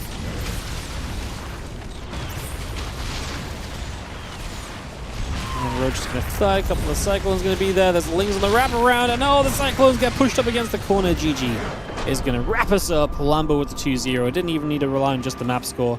Gets the full series victory to round us out here today and allow us to call that Group C of the WardiTV Spring Championships Group Stage 1. So that is going to be Lambo finishing it with a bang. Stayed in way too long. I mean, he's got nothing else to do. Why is there not a Wardy dog shirt? You guys want a Wardy Ellie shirt? I can't sell the Wardy Ellie emote. You guys want a Wardy Ellie shirt? Maybe we could get a Wardy Ellie shirt made. But yeah, that's going to round us out, guys. So let's just confirm everyone that's made it through to Group Stage 2. Let's have a look at the Wikipedia here together before we wrap up. As, yeah, kind of a shocking day. I kind of agree. I'm surprised by the, by Ryung getting 6-0'd in maps, actually. But But yeah, this is so this is what it looks like. So Clement Classic will advance directly into the playoffs, round 3. Hero and Max Packs will advance to the playoffs, but they'll start in round 1, which is where the players of Group Stage 2 will end up if they make it out of Group Stage 2. That Group Stage 2 will be featuring Zaun, Bjorn, Shin, Solar, Rogue, Geralt, Trigger, Cure, SKillous, Lambo, and Shameless and Percival, who made it in with the spring standings seeding, giving them a little bit of a heads up over the others. They didn't have to play Group Stage 1 because of that, which is nice, because yeah, Group Stage 1 was kind of deadly. Ryung down, Man and Christiana both strong down, Strange played great at days down, Showtime didn't make it, Nika Rector was dangerous. Yeah, but it's a nice stage to skip out on. So that is Group Stage 2. It will start up in 5 days' time, guys. So yeah, it will start up in 5 days' time. It is going to be played across a couple of different days. I have mapped out the schedule for the rest of the Spring Championship, so it's going to be Tuesday, Thursday, the 2nd and 4th for Group A and Group B day 1, and then Day 2 of those groups will be Tuesday, Wednesday the week after. Okay? So Tuesday, Wednesday the week after. Or, yeah, Tuesday, Wednesday the week after. And then the playoffs will be the week after that, which will be the week commencing June the 15th. And that'll be like day 1, day 2, day 3, day 4, something along those lines.